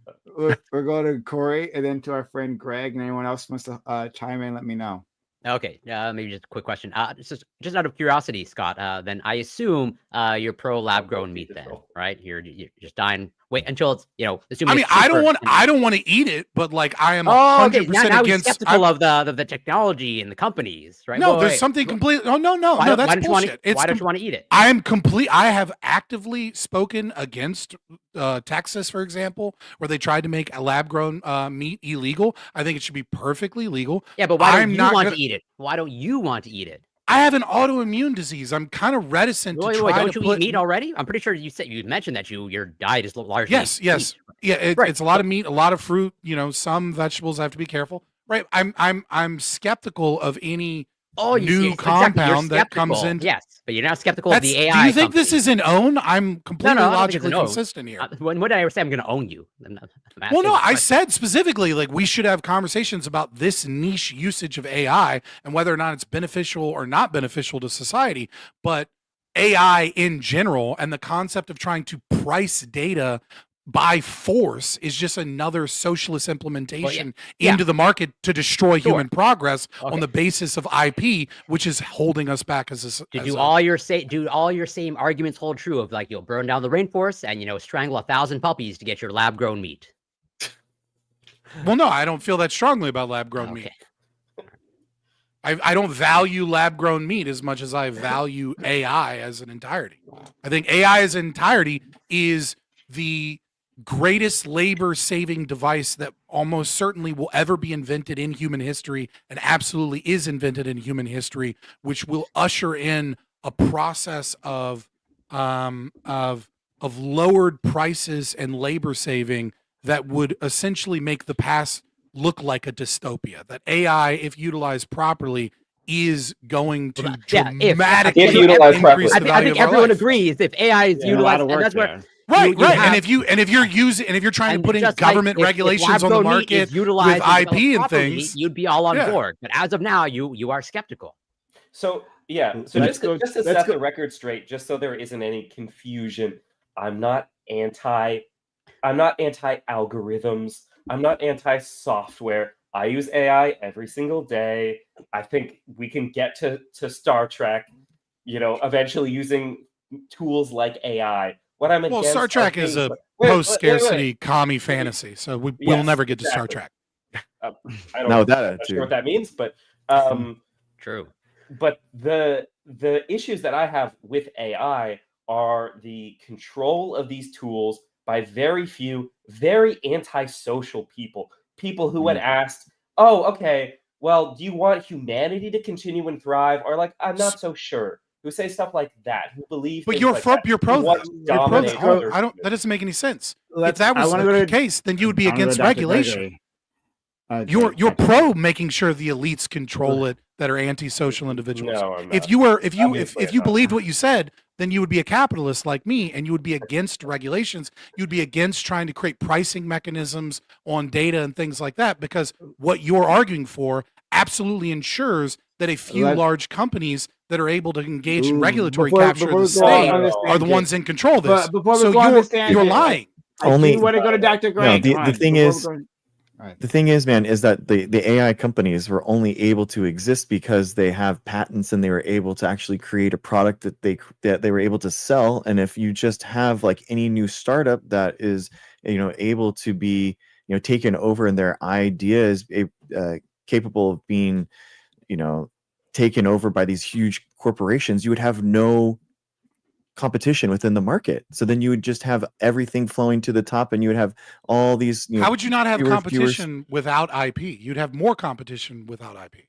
Because any new idea on the market, like the IP protects the company from actually being able to create a product. It literally definitionally creates them. Yes. Creates a situation where they're protected from competition. Yes. So the price mechanism and liberty, that idea, a unique idea. That's the thing, is that it has to be a unique idea. And then that unique idea is able to, within the market, being able to see what is the better idea. And by not allowing that protection, all you've done is the person or the company with the more amount of money will just be able to vulture that idea and take it over. So AI. That's literally what IP does. Function, they create an idea and then they get to vulture that. I mean, for example, right? Like let's look at it. Let's look at an example of money and a smaller amount. Like you're not creating like the new companies that are coming out.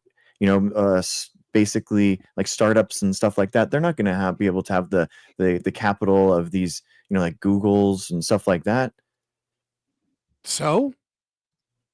Well, if you, exactly. I mean, like, so Google can steal your idea, make it, and that's not competition. That's just your idea being stolen if you have a good idea, Google should steal it.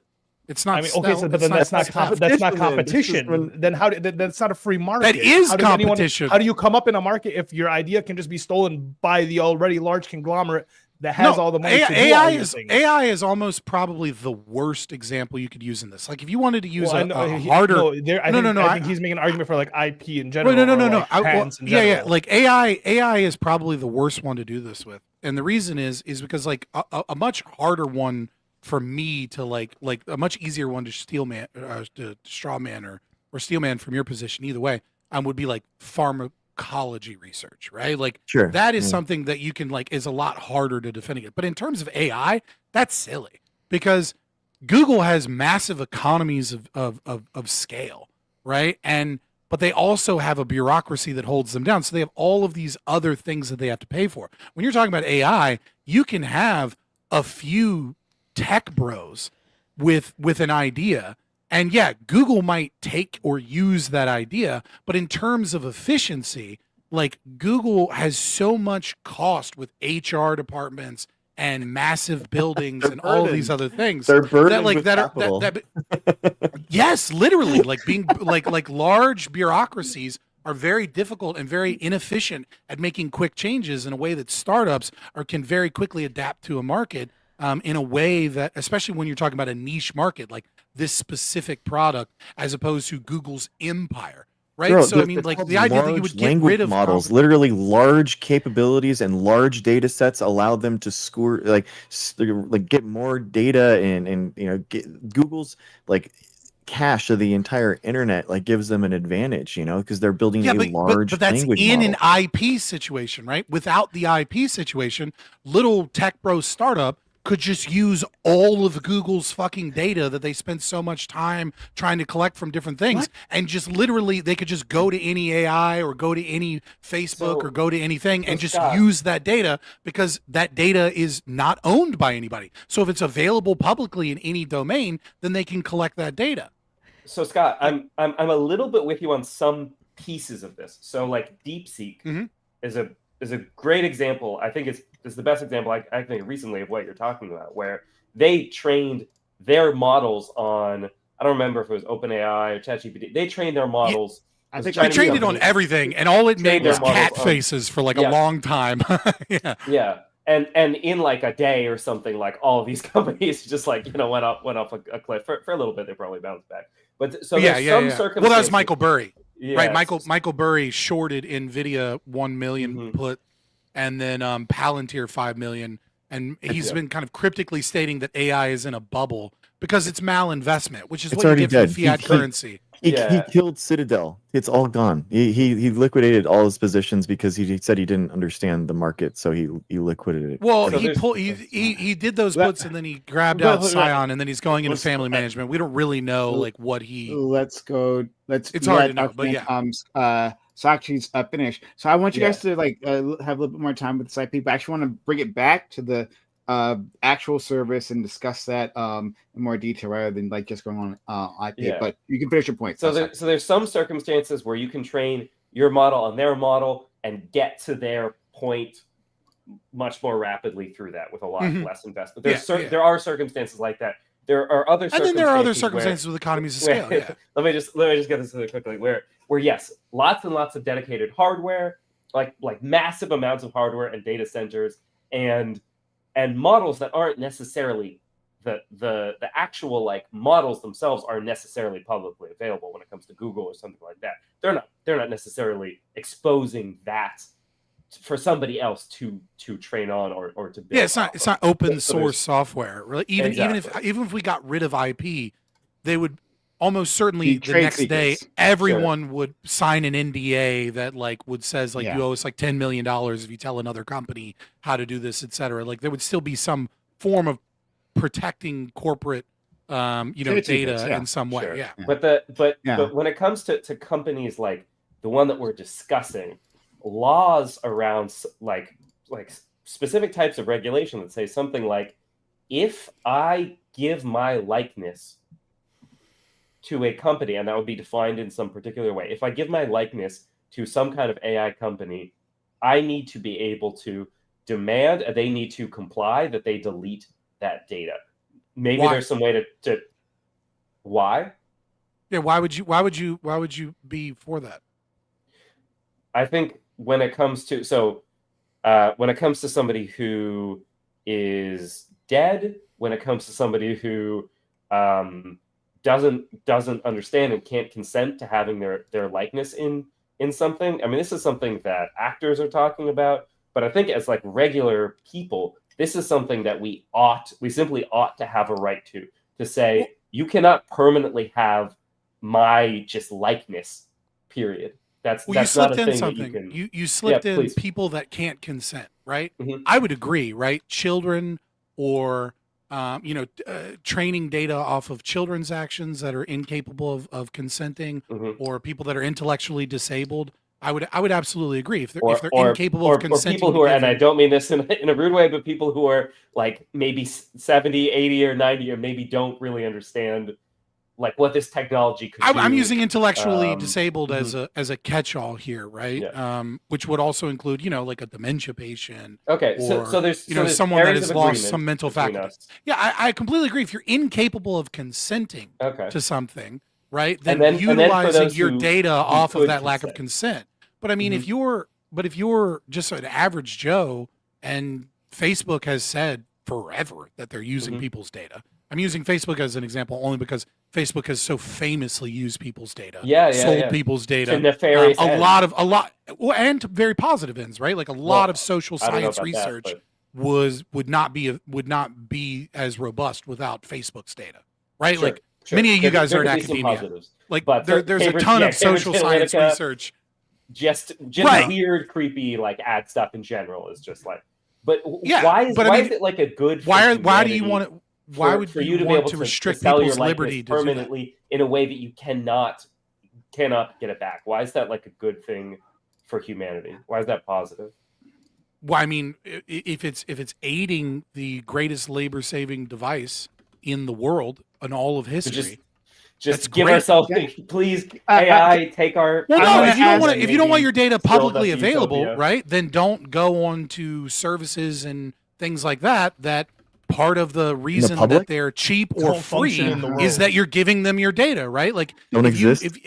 Well, no, I'm not saying don't exist, but if you're against giving your data, then you're not. Then don't fucking get an Instagram. Right? Like when you get an Instagram, you're giving your data. Like that's how you're fucking. That's how they're making money is off your data and off of advertising. Why is it better to have companies like that? Why is it better? Why are we in such a terrible place in the world if companies like that don't exist? Is there anyone here who's like, no, if Instagram didn't try to addict us and sell our data, that would just I couldn't. No, I wouldn't hold want to on. We don't even have to go that. We can expand this conversation on data, right? I do want to get back to a hard conversation on necessarily the AI startup, the two. Well, everyone was in agreement, so I stirred the fucking pot and went full blown pro AI because I am. That's fine. No, it's fine. No, I'm not. No criticisms here. I'm just saying I'm going to get back to that eventually, right? But like this conversation is a separate one, which I'm actually very much interested in, and that's talking about like your ownership of your digital assets, right? Now, I am with my friend Scott, right? On if not getting rid of IP, right, vastly limiting it, right? I would do a vast overhaul of this thing to limit the ability of organizations to stop innovation, to use IP as a weapon against other people who are trying to like get their start and all that. Like my idea of IP is vastly different, if not like completely eliminating it. However, I think it's different talking about like, hey, maybe we should open up creative works, right, to the commons. I think it's different from like your likeness, right? Like your personal data is not a creative work. I don't think those two things are the same. I don't think they should be treated the same, right? Like I don't think my genetic information necessarily is a creative work, and that some other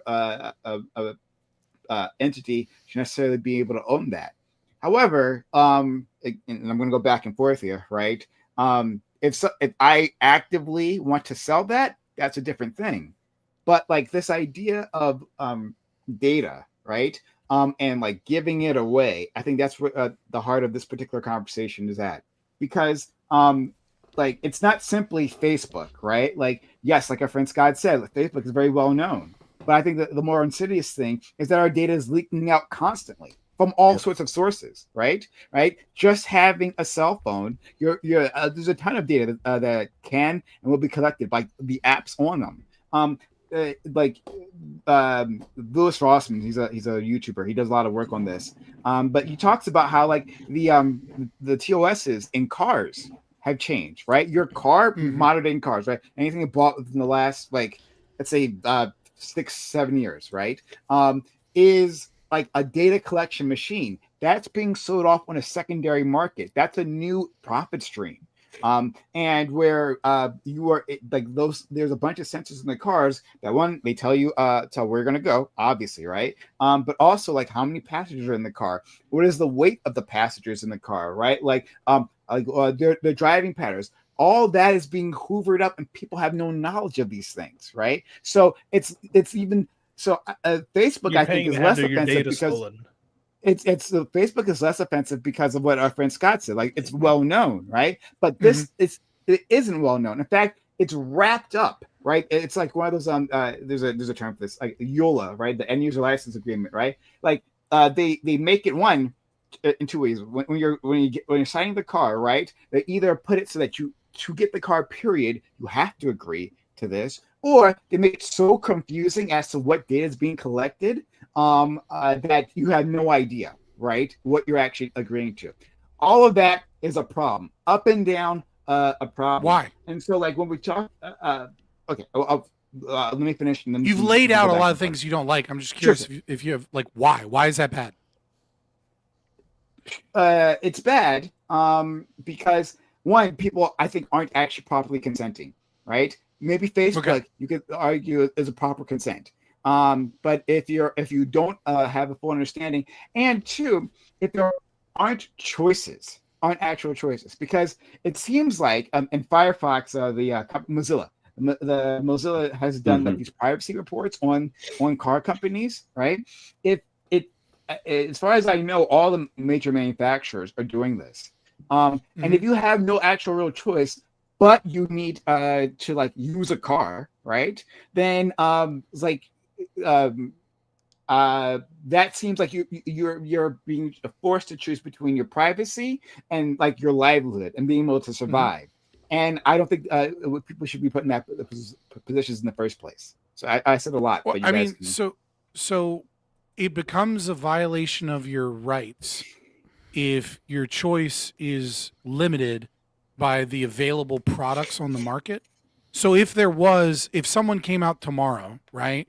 And let's assume all of the regulations on IP and all these other things, we're not standing in the way of getting in the auto manufacturing business, right? Because like obviously we're talking about a highly regulated industry where the government kind of creates a pseudo monopoly by virtue of the the regulations corporations fight for, so that they don't have that much competition. But let's assume even in a perfect capitalist system, there still was 100 choices for cars, and 100 out of 100, wanted your data, and there was no viable means of you purchasing a car. Then it becomes a violation of your rights just by the sheer fact that you don't have a product on the market that doesn't violate your data? I think there's a way to flip that around, which is to say, why does it make a world into a hellscape if we just collectively, as a group of people, say, no, companies have to provide this option to opt out of this? Why does that transform our world into a hellscape? If we just say, let's just make it so that doesn't happen. Why I don't think it's not that one specific. It's not that one specific action. I'll answer the question. I'll try and be very quick because I know I'm taking up the whole fucking panel. But everyone was was like anti AI, so I stepped in. All right. It's not that one specific action, in and of itself, turns the world into a quote unquote hellscape. The problem is that the moment you see that, you go into the domain of accepting the logic of might makes right, the law of the jungle, and personal preference. The moment you say, like, well, consequentially, I think the world would be better since we all kind of like democratically view that this is better if we have these restrictions on human liberty, because I think the consequences, like are better than the alternative, is the moment that logic is now presumably justified in all domains of life, and it becomes death by 1,000 cuts. And we live in this world where corporate power is insane, where we live in this world where, the Trump administration is talking about 50-year mortgages instead of actually addressing, the housing regulations. Like, we live in a dystopia because the logic behind that is the same logic behind so many other things that become market disruptions that reduce liberty and increase reduce power liberty for at the corporate elite. corporations and increase liberty for people, for citizens. There's no increased liberty by violating liberty. That's a contradiction. So if we as a society, the people, the living human beings, say we want to be able to opt out of you scanning my face every single day, we want to be able to opt out of that. We get that liberty to that form of privacy. You live in that world right now. Just go live with the Amish. Yeah, go buy a cheaper, go buy an older car. That's liberty. That's liberty. Go buy an older that's car. liberty. You don't say you've Don't increased succumb liberty to the- by yeah. creating laws that are restrictions on individuals' liberty. Like, that's not a creation of liberty. It's like that's a contradiction. Like, to say that by increasing what you would presumably, and I'm trying to steel man here, call positive rights, right? Sure. Positive rights are a contradiction, insofar as they are a violation of negative rights. If you're saying, I'm going to use the power of the state to restrict your freedom to do things, and therefore you have more liberty, it is it's just definitionally a contradiction. Right. So I recognize, of course, these are in contradiction, right? I mean, it's a zero sum between a positive and a negative liberty, right? Like if it's illegal to kill yourself, then, I don't know, people aren't going to be able to buy a service to die or whatever, but then you also don't have that right. Like, of course, there's trade-offs in life, but sometimes we can decide that one thing is preferable to another thing, right? We can decide that it's whimsy. The moment you choose once. I don't know why you're saying whimsy. When we're talking about, okay, I don't think, like, if I'm saying your logic, hypothetically, when you accept contradiction is okay in terms of liberty, it's then not you justify all of it. It's conflict. Conflict is not contradiction. No, conflict is when two or more individuals want to use a scarce resource towards opposed means. IP is not a scarce resource. I want to refocus. So let's pull back up in this part of the conversation, which I think is actually super interesting. Like, in terms of like digital asset ownership, your digital likeness, I think it's an extension of yourself in our society effectively. Yeah. I know I'm interrupting. I'm sorry. I'm along for the ride because everyone was like, "Fuck AI." No, it's all fine. No, it's all fine. Fuck AI? I just think 1 second. I just think that I just want to focus on this particular thing, right? So moving back to the conversation about this two-way company, let's talk about this idea of creating a digital avatar, right? So like I said at the start that there was multiple conversations I wanted to have, and I don't think we've yet really grappled with what is actually being offered here. What is being offered, as far as I know, and if someone has better information, please correct me, right, is that you can take a video of an individual, right, a 3-minute video. We put it in the commercial, right, 3 minutes. A 3-minute video, and then they will create a representation that is accurate, that is there's going to be a lot of something recognizable as to be like your loved one, and then that would be a reasonable facsimile. That's where I'm going with this. A reasonable facsimile of this individual, and that's the service you're paying for. That's nonsense. I hope we can all understand that. They're going to generalize. It's more than that. It's like you're using generative AI, right? To like your mom is just Gen AI. Did anyone actually go to the website? Of Two-Way? Two-Way's website. Like, this isn't the first product they sold. They actually have a bunch of digital avatars there, right? Like, they got one of William Shakespeare and probably one of a bunch of like dead individuals, right? Like, and those are their avatars. Is that William Shakespeare? Right? You might have scanned his works, but like, is that him? So that's like they do these representations of just of anyone. You could make one of yourself, right, and put it up on the website. But like, these things are poor. It's a poor product in and of itself. And now they're using that poor product, right? They've bundled all of this and extended that over to like the funerary side, and said like, this is a worthwhile representation of the person you love. They're offering a false product like at the start. Does everyone agree with that, or does anyone think otherwise? I agree with that. Yeah. I mean, I think what it's a very poor facsimile of. I mean, it is like whatever right now, guys. We can like take it out of like the theoretical. I mean, right now you can clone your dog.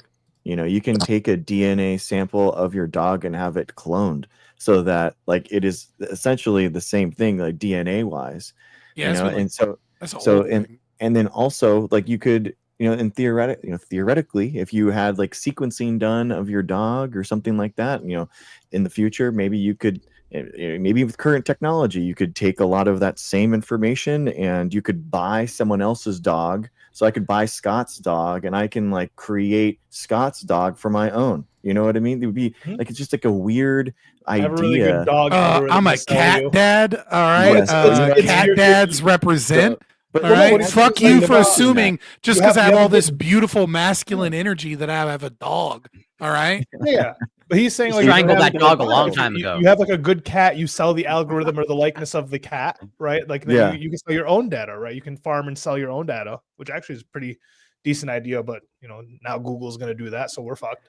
But it's more like maybe I don't want my dog because of the 23andMe, sell off in the same way that now that the company is selling off, and then now my dog is out there, and now that dog is being everywhere else. You know what I mean? Like you get just into What if you a had like the weird perfect scenario. dog and like you're mourning the loss of your dog, and every time you go out into the city is just copies of your dog just everywhere. You try and lose walk your to the mind. Starbucks and it's just like you meet like 4 of your dog specifically. It's Like like you have the being most John famous Malkovich dog for ever. the dog. Yeah, like being John Malkovich, but of like the dog. Like at what point do No. you grab a beer bottle and throw it and hit the dog in the back? Well, of the hold head on. We my can way? we can take that even further, right? It was a being John Because- Malkovich joke. Clearly, I'm not. we can go even further than that, and because what we saw when Sora 2 from Opening Eye was released, right? People were like using likenesses of dead individuals and putting all kinds of words in them up, like Dr. Martin Luther King, right? Like he was a big target of this. Yeah, and so like, there's what a lot if? of memes. Yeah. Yeah, but what if you are the King family, which is, just so you know, the King family is highly litigious. Watch yourself on that one. But like, what if you were? Fuck you, King family. Sue me. They were. What if you were that person, or we could just use any other like famous individual, right? That person is George Carlin, right? There was a similar situation a few months ago around him. What if you're their family member and now someone is like puppeteering their ghost, but not even really their ghost? It's like an unreasonable facsimile of them. But people are like using it for fun or for insult or for anything, and that's everywhere. It's not just like all in your neighborhood, it's all around the world. People are seeing this. Does that matter? No. Dude, I should have the ability to say you can't have my dog. I mean, you know what I mean? I should be able to take that data back. I mean, that's wild. Zealous, It's my what do you dog think now. about this? It's a copy. It's not your dog. Your dog is your property. He can but strangle that it any dog time he isn't. wants. Zealous, what do you think? I mean, I You definitely can't. don't think Should. that a corporation should be able to own the rights to someone's likeness or personality, or remanufacture that in any way. I definitely do think that that's something that should be limited, and there should be, at least if that's something that people want to do, there needs to be informed consent and a choice of whether or not, if they use the service, whether or not they would like for that. You know what I mean? If they're okay with that. Do you have something in the Do background? you call so your we can mom raise- with that audio? I'm just Yeah, curious. do you have something in the- Probably yes. It's because you're putting your phone down and the speakers, like, is it on like a ledge or something? Yeah, 'Cause yeah. it's reverberating back and forth. You need to have it like held on a stand or something. Okay, yeah. I Phone don't needs to be have floating. Or I don't at least have when you one, talk, but- hold your phone. Yeah, when you talk, hold your phone. Try that. Yeah. You get Um, it. Yeah. Yeah. Is that Hold up to better? the ceiling so we can see the ceiling. Yeah. Yeah. So far. But in any case, you were saying that people shouldn't be able to hold your digital, shouldn't be able to own their likenesses, right? Right, right. I don't think, especially as like something that's like a default, because I understand that the reason that they're offering the service is probably to train the AI and to be able to use the data. But I definitely think it should be an option, and there should be clear, informed consent. Like you can't just take the image of somebody's grandmother and use it for an ad or sell it off to another company or something like that. Like I don't think that's acceptable. I definitely think there should be guidelines and regulations in place that protect people, especially because it's around something that's so vulnerable for them. I hear this from you, but also from other people. You keep saying like, "Oh, people need informed consent."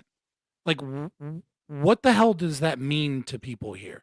Because I feel like it's more being used more as a buzzword, right? So if you're uploading the image, right, and saying that we have access and we own, all of the data that you're giving us, that's informed consent.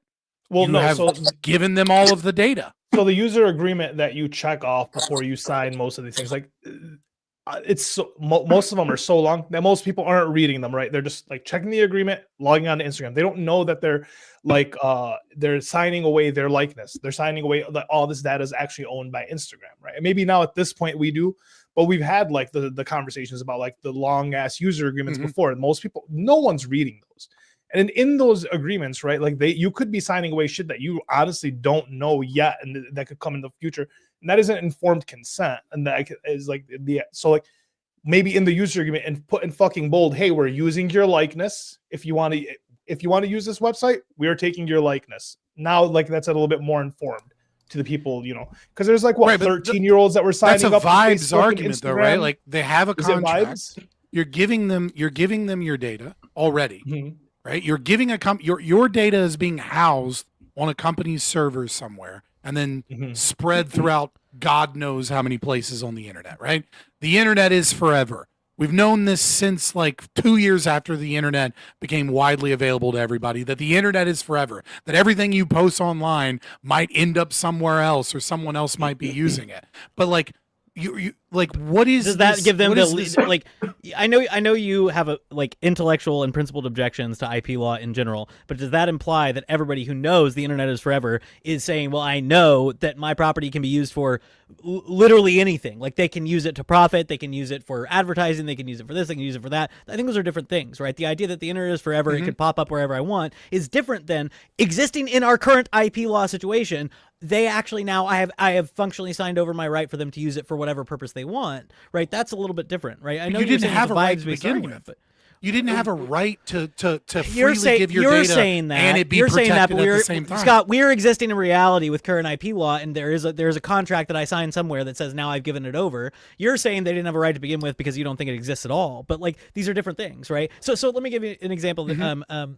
This guy, Matthew Crawford, I'm saying it who wrote because this book, it's Shop true, Class to Soul Craft, testified in front of the Senate, and he gave this really great example that I like to use a lot with my students of, he had a Sleep Number mattress, and the Sleep Number mattress had this like responsive sleep sensor thing that adjusts the hardness or softness or cool or whatever during, in response to what the microphone senses and blah, blah, blah. And if you sign up for their service, there's fine print 50 pages down that says, oh, by the way, you are consenting to Sleep Number accessing your microphone in perpetuity to use the data for whatever they want, even if you unsubscribe from their service. Now, he signed a contract when he bought the mattress, and you're saying that's informed consent. Fine, you can say that, and you can say he never actually had a right to any of that data because he brought the microphone into his home, but most people are weirded out by that in the real world, Scott. So that's sort of what we're talking about. Right. Like, well, I'm asking for, right, like when I'm asking these questions, I'm asking for there to be like a some form of principle, some line, something about what makes it informed and not informed, right?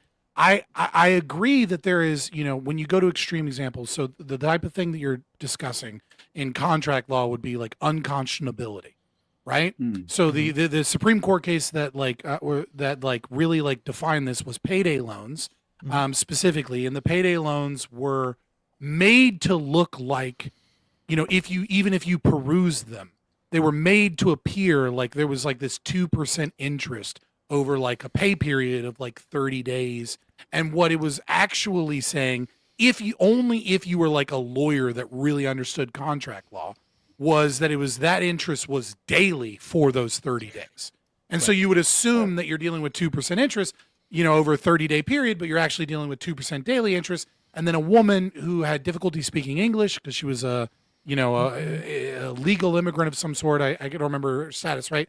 Right. Like, I do think that if you go to the extreme, it becomes very obvious that we're dealing with unconscionability, right? Like where a contract is kind of hiding that they're going to do things that you wouldn't expect. And so when we look at the principal elements of fraud from a common law perspective, one of those principles in order to meet fraud is like, is it reasonable that you could discover this information on your own, right? So like, for example, if, someone is like, I'm selling the greatest vacuum ever made. Is it reasonable? Like that's not fraud because it's very easy for you to Google other vacuums and be like, okay, that's a bullshit claim. In your example, right, of the Sleep Number microphone being on constantly, recording you and then recording all of your data and that being buried somewhere in, I think that's very obviously an unconscionable contract that gets to the domain of fraud.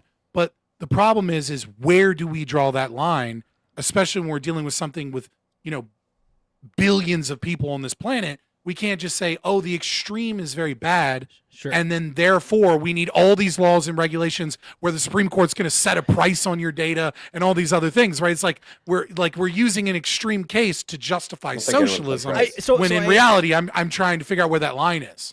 I think it's fair to try to figure out where the line is. I think the problem that we're dealing with here is that it is prudential, and like with many other areas of law, this has to do with like reasonable person standards and everything else, right? So I mean, I think I like that you bring up like common law standards and stuff, because one of the questions I was going to ask when you were going on earlier was like, well, does your libertarianism necessitate deceptive business practices be, in principle fine? Because you say, well, you're just giving it away for free. Well, in many cases, I don't realize that I'm giving my data away for free, right? So people brought up examples of you being surveilled in a presumptively public area. People brought up examples of like, well, I'm using services that I don't know what they're using my data for, or that I didn't, realize that when I checked the end user agreement that I was giving my data away. So yeah, oh, you're giving it away for free, so it's not priced in. But well, I mean, if I knew how profitable my data was in the aggregate at scale, like maybe I wouldn't be signing those things, right? So at what point? I think you're right to ask. At what point does it become deceptive? I'm just saying, like, I think it's prudential, and the reason we can't find a bright line is because it depends on the person, depends on the product, depends on the situation, depends on the type of data, depends on what it's being used for. It's prudential, right? So we can't find a bright line, which is why libertarianism is hard. Right. Well, I don't necessarily disagree with the concept of informed consent in these practices. My only problem is like, if we're going to make that argument, and I don't necessarily disagree with it, that needs to be a very clear argument, right? And that means that line is going to be not far enough for some people, right? Like there's going to be people that are, for whatever reason, they're stupid or uninformed or whatever. But like when people say, oh, there's an adhesion contract, right? Which is the type of contract where it's a take it or leave it contract, right? So like when you sign up for Facebook, you don't get to negotiate the contract. Right? It's an adhesion. It's like you click accept on the EULA and then you go in, right? Like when we're dealing with that, if you guys want to make a law that says, specifically about data, that says, the usage of data needs to be clear and on the first page of any adhesion contract for your services, I don't know that I would necessarily fight that, right? Like that doesn't feel like a fight. But if we're talking about pricing and like demanding there be a price floor on data and things like that, and then we use these extremes of confusion. You were, and we I definitely you specifically stated that we should have courts rule in favor of forcing companies to pay for data, compensation for your data. So if you want to backtrack that or say you misspoke, that's fine. No, you misunderstood. I said that they shouldn't be able to plagiarize, and that people should be able to revoke access to their data. No, you specifically stated. You didn't say there should be a negotiated price. That is correct. That was my follow-up question earlier that you dodged again, and now you're making. To be fair, I think I said I think they should be paying us for their, for the data. You agreed with him when he stated that the courts are doing nothing and not stepping in like they should be to force companies to pay for your data. I want to make sure before we move on, I do want to make sure Yukis gets his point out. Then I want to go to Corey, then we can go back to our friend Socrates, and anyone else wants to let me to jump in, put your hand up or something so I know. To our new people. Go ahead. Just last point, and I'll shut up. This is way earlier, but it pains me sometimes to agree with Scott because I left my Ayn Rand phase many years ago. But I do agree that I think some people sort of uncritically accept IP law as like a boon to innovation. Where like you all mentioned Google earlier as sort of like pricing out or sucking up the Ayn Rand was innovation pro of IP, by the way. Well, I know. Okay, what a loser! I'm making a joke, Scott. I'm making a joke. Okay. But Google is very famous, by the way, for using IP laws in sort of combative ways to suck up new companies, to take an innovation, to own it, and then sock it away and not use it for a long period of time. So like I do think we sort of underestimate that. I will say though that like if you go like to like Adam Smith and look at like how he defends copyright law, he's like, yeah, you have this. The purpose of this is to defend one innovator's right to profit on this for a very limited period of time, and then it goes into public use, and he's unclear of how long that is, but the idea is like, you do reward somebody. Yeah, well, it's not whimsy. It's not good based principle. on logic. No, it is. Adam Smith is far more logical than you, Scott, on any given day. But the idea is you not do on this. Reward, he's wrong. You do reward somebody who comes up with something innovative, but then it is for the purpose of the public good, and so it is in a public domain. So yeah, I think IP law is complicated in the ways we're describing, and Adam Smith beats Scott. So, and just to add on to that very quickly, and I'll go to our friend Corey. That like, I love what our friend Eucharist said about Google using IP as a weapon, right? But then them and all these other AI companies pleading victim when copyright holders, right, of books or music that they've been hoovering up say, hey, well, we want to exercise our copyright rights and we want to get paid for this. Then, well, no, I never mind, right? It's not. See, the law's not clear here, right? But if in that the next breath, right? Yeah, you've introduced a contradiction into law, so powerful corporations will use it to their advantage. You ask to have free access to their AI models. Well, then they'll all of a sudden they'll remember the value of IP law once again, right? So like there's a lot of bullshit happening. Let's go to our friend Corey. Yeah, in this sort of vein, I guess, of informed consent. So now, out of curiosity, Scott, how do you feel? Do you think, let's say, Elon Musk is committing fraud when he calls, full self-driving bracket supervised, and that I believe they were just recently held liable, I think back in like August or early of like, yeah, as in like, they were basically found partly responsible for this person's fatality, because it's like, yes, it's full self-driving bracket supervised, but then like somewhere in the user manual, it like expands, well, the bracket supervised means, doesn't actually mean full self-driving. It means like, well, actually you're supposed to pay attention at all times. Do you think that is fraud? I mean, like, I would have to look at the case and the vehicle more specifically, right? Like, it's my understanding that like Teslas, for example, like will like shit on you the second your eyes or your hands aren't like on the wheel or engaged after like 15 seconds and things of that nature. So I would say that in terms of like the ability for a reasonable person to be able to discover that isn't impaired. So I wouldn't, like, my gut reaction is that it's likely not fraud, but like I'm not like such an Elon Musk fanboy that I can't say that he fucked up here or okay, but he's just liable. The concept of, but like my gut reaction, right, is like is still based upon those principles. So just let's just say it's outlined like this. I'm not saying this is the actual reality, but if it's labeled as a full self-driving bracket supervised, and there's just one line in fine print in the user manual of like, well, this is what it means. I mean, there's a literal addendum there that like begs you to investigate, right? Like if it says full self-driving and then there's an in parentheses a fucking addendum that says like, do you think that just with some caveats, and then you're just like, fuck the caveats or whatever that is. Do you think that is misleading or not? Just that statement. I do think it could be potentially misleading for sure. Whether or not it constitutes fraud is, like I'm using fraud from like a natural law legal definition, right? I would say that it might be potentially immoral or misleading in some way, right? Like that, like maybe you should just put like supervised self-driving instead of full self-driving. But again, with the example I gave, greatest vacuum in the world. Can you Google whether or not it's actually true that it's the greatest vacuum in the world? I think before you let a car drive for you and it says something right next to it, supervised in brackets, like maybe you should But it Google also what says the full fuck that is. self-driving. Like you're all about logical contradictions and all that stuff. I see that. Is that not a contradiction? Yeah, I think. Yeah, I would say it's a contradiction. I don't know that it constitutes fraud, though. No, I'm. I agree that it I is a understand that. contradiction. I agree that it is misleading. I agree that it is potentially immoral. Right. I just don't agree that it's without looking further into the case. No, whether I or not understand it the is fraud thing. meets That's a the legal thing and legal all that definition stuff. of Yeah, I fraud. understand. Whether or not he should be like financially liable for a But crime. you do recognize the contradiction on its face. The world is full of a lot of contradictions, and Elon Musk isn't somehow special from that. Okay. But thank you. If you're familiar with this program, you know I got a big fucking problem with Elon Musk and what he gets away with. But it's okay. It's okay. We don't have to go down that route. Like Big look at fucking me not problem making with everything. the soon-to-be best trillionaire ever. This motherfucker is not going to be a trillionaire, right? Like if you just look at the plan, there's no way. If he is, like, though, he will be the best one. Oh because he'll be the only one, motherfucker.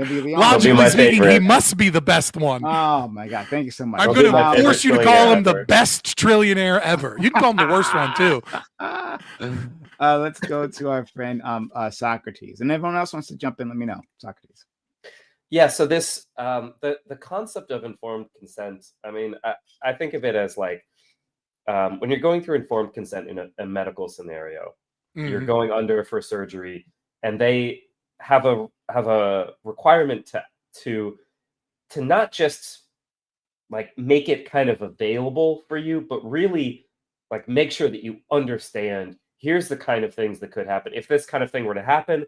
This is what we would do. It's not entirely exhaustive because the number of things that could go wrong, that they might remediate in a way that they might not have the time to wake you up and then have you consent to something else. They might have to do some kind of life-saving procedure.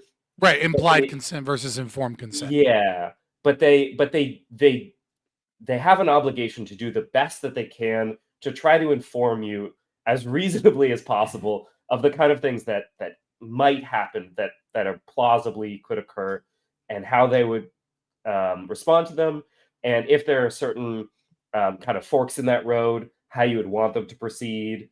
If we were to save you, but you would be basically a vegetable, like what would you want us to? There are things like that might occur, and then there might be various other consents. I don't necessarily think that every single company has that level of obligation to every one of their users. Yeah, the more I think about it, the less I am extreme. for this bullshit concept of informed consent in the contract. Actually, but I think I appreciate you're helping me realize just how contradictory the concept is. Yeah. Look, I'm happy to help any way I can. This is what I'm here for, right?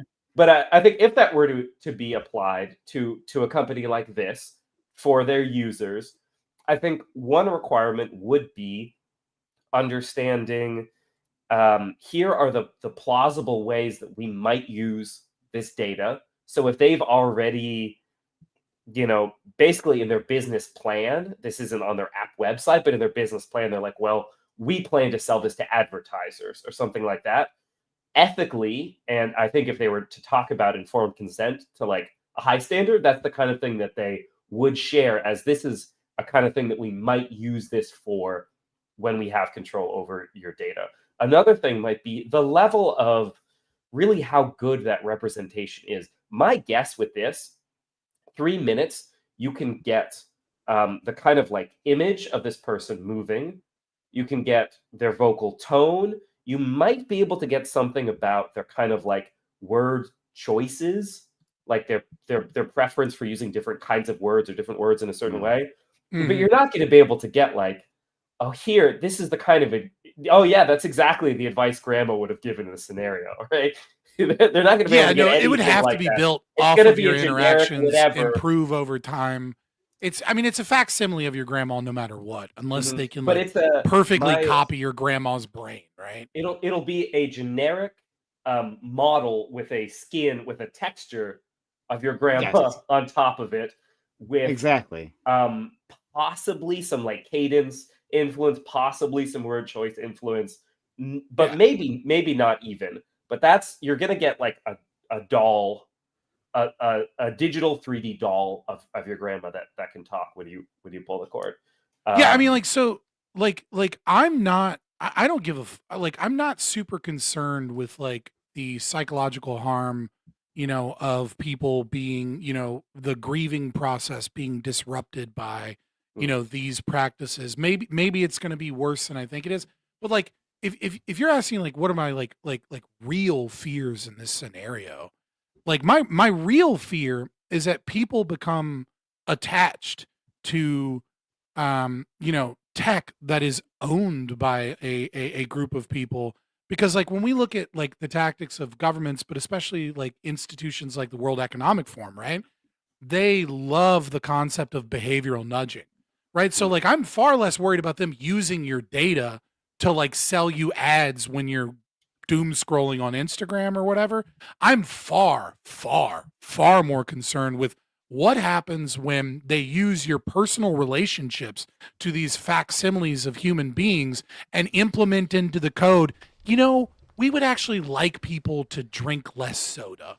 So actually, we're going to have. But what if I signed soda, an right? end user license agreement with the World Economic Forum that I was okay with them doing that? And if I hadn't read all the pages, would it really be a problem? You only care if it's WEF and not a business. I'm just, where's the line? No, that's not my argument. Like my argument is, I'm just using it as an example because it's a well-known example. Do businesses engage of in a group? I don't think most businesses absolutely they do. I don't. Hold on. I don't think most businesses have the power to engage in behavioral nudging. They certainly engage in marketing techniques. Facebook does. Facebook is one that is. And these things overlap significantly, right? Marketing techniques and behavioral nudging overlap significantly. Yeah, for sure. Where we place things in a supermarket, where we place things in the checkout line. Yeah. This is all nudging, right? So, but you seem very concerned when WEF does it, but not when the largest company in the world does it. That's you projecting. That's just you projecting. Do you care when the largest company in the world does it? Do you care when the largest company in the world does it? Okay, yes, so why are you bringing up WEF and not Apple, not Facebook, not Meta? Like, why is it WEF that matters and not these other things we've been talking about that we're all concerned about? I said governments and companies do this, right? And the only reason I use World Economic Forum is because it's more famously known for discussing openly behavioral nudging as like a positive for humanity, et cetera. It's just an example. I'm not specifically targeting out the World Economic Forum and saying that like when Facebook does it, it's all okay. What I'm actually saying is that the more we become attached to an avatar as opposed to just to an algorithm, the more susceptible we are to those practices. And I think that's bad if a company does it, a government does it, institutions do it, et cetera. Right, like whether or not it's a violation of your rights, whether or not I can justify using state power to stop it is different from is this a cause for concern? Yeah, of course, there are plenty of things I'm concerned for. Very fair on that point. I'll say so you seem, as you've said before, rabidly pro AI. I just don't see, if you're concerned with nudging on the scale you're talking about, I don't know how AI doesn't exacerbate that problem 10, 100, 1,000 fold. So everything you think AI does more productively as putting workers out, et cetera, is going to be used for nudging in a way that I'm concerned with murder, right? And if we have more proliferation of firearms, then we have more people that can murder. But that doesn't mean I'm automatically saying get rid of all of the guns, right? Even if getting rid of the guns reduce the murder rate, which it doesn't, but let's say it did, right? I would still be pro guns and also be concerned about how those guns are used. It's a terrible analogy because I'm not talking about the tool existing and then potentially being used for legitimate purposes. I'm saying you are concerned about nudging. This technology will make the nudging worse. So you're saying, guns, murder. So I'm not. I'm concerned about murder. Yes. So when murder happens at scale, I'm even more concerned about it, right? So when nudging happens at scale with these new extremely effective technologies, I'm more concerned about it. Like you're going from murder to guns. I'm going from nudging to nudging, except nudging. Okay, well, get rid of guns. Right? I'm concerned about car accidents, right? Scott, but I'm not anti the right to own cars. When you're answering this, Scott, could you also like tell everyone what nudging is? I don't think it's been defined yet. So you do that though? So behavioral nudging is when you use subtle psychological techniques to influence behavior without people necessarily being consciously aware of the behavior, right? technically speaking, as Eucharist pointed out, right? Like all the companies are kind of doing this with marketing, but it becomes classified as like behavioral nudging, kind of like at a certain level of scale. But you could say Coca-Cola does this, right? You could say anybody does this when they like influence you in that way, right? But behavioral nudging, for example, like if we were worried about domestic violence, right? Then we might program into your grandpa's AI and your girlfriend's AI and all your other AI, right? Like just trying to, say certain things to make them think about the immorality of domestic violence. You might even consider that to be a good thing. You might say, wow, but what happens when you do this so that people buy more Coca-Cola? What happens when you do this so that people, spend all of their money on DraftKings? Right, like move away from a political party or something like that. Yeah, right. You know what I mean? So it's like exactly. So it's like it can be.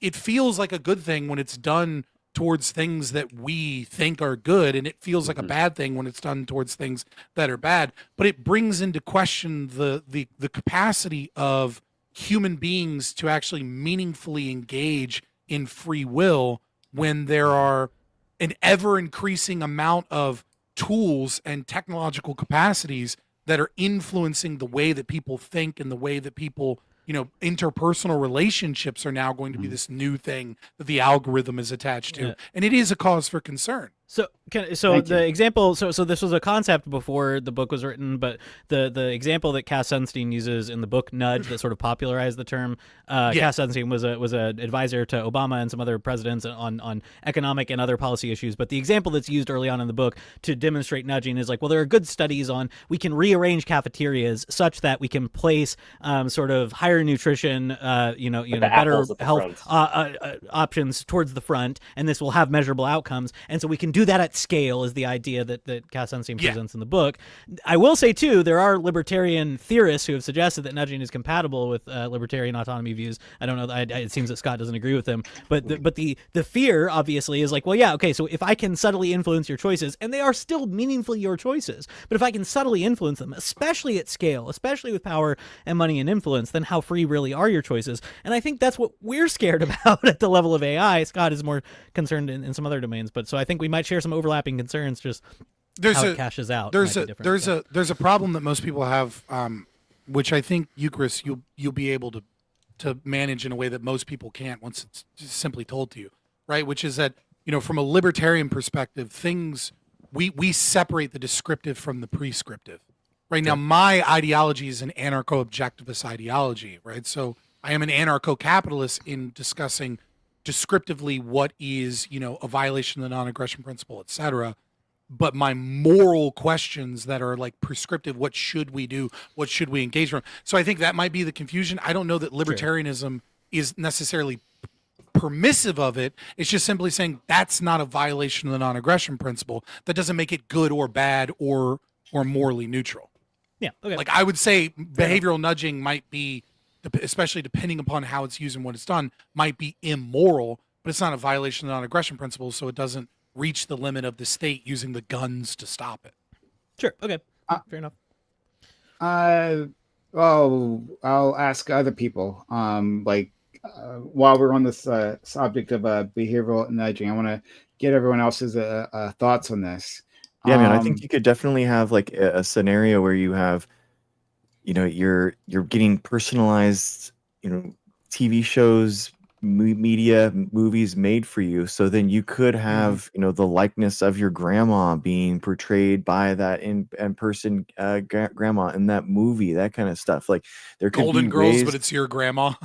Yes, exactly. Something like that where, and it's like, so now you have like a kindness, or maybe she says a phrase or a keyword that they picked up because your Nest camera has picked up all your discussions, and then they're priming all of her, what she's saying, and now she's like, just a little bit, maybe it's 1%, 2%, but now you have like this affinity towards this movie, and you're like, I don't know why, and they're just seeding it in just to pull you along. So, I think that, I would always go and always side on the side of letting people have more like, hey, why did I like this movie? Oh yeah, it's because where this movie generate from. Oh, it's because we used 1% of the lines are from this, 5% are this, and having like a readout, some type of access to where this stuff is coming from, how this is being used, why it's being marketed towards you. Like, we are very susceptible to marketing as humans because we want to make sense of this world. We want to draw connections from one thing to the other, and that's why we have historically put a lot of limitations on marketing. So like, for example, like in the old days in TV, you weren't able to put Spider-Man ads on during Saturday morning cartoons with Spider-Man the TV show. You would have to separate them out because we knew that kids were very susceptible to this kind of stuff. But now, for example, in the internet, you have monster trucks, Hot Wheels monster trucks doing a 24/7 stream of Hot Wheel monster trucks. So a lot of these safeguards that we have had 50 years ago, we with the internet, we have completely let go. And then now I feel like with this AI thing, we are destroying any chance of guardrails in society. Hey Greg, should women be forced to disclose to every person they meet exactly how much makeup they're wearing and where it came from? No. Well, like, should they have to tell? Why should companies that create television services tell you exactly what percentage where they're drawing from? I mean, if women are deceiving you because for the companies, with a I am a facsimile product of their own face, right? No, that because gives I am them a a product. new and better face. Shouldn't they have to, by your logic, shouldn't they have to tell you, oh, the lipstick came from Ulta, it's this specific company, I'm using eyeshadow. Actually, I'm No. using bronzer and highlighter, and I'm using a little highlighter The girls on my would nose. tell you if they'd listen. Right? The guys would listen. The girls probably would love to talk about it. But No. But I get your point. By his logic, right? Like. No, I think this is like an utterly just deranged comparison. Because I'm not in that scenario. I am not a product. Like the company is exploiting me. No, because the company is exploiting me for higher and higher profit margin, and they have the ability to do that. Like whether or not isn't the woman exploiting you for more and more money when she shows herself to be more attractive?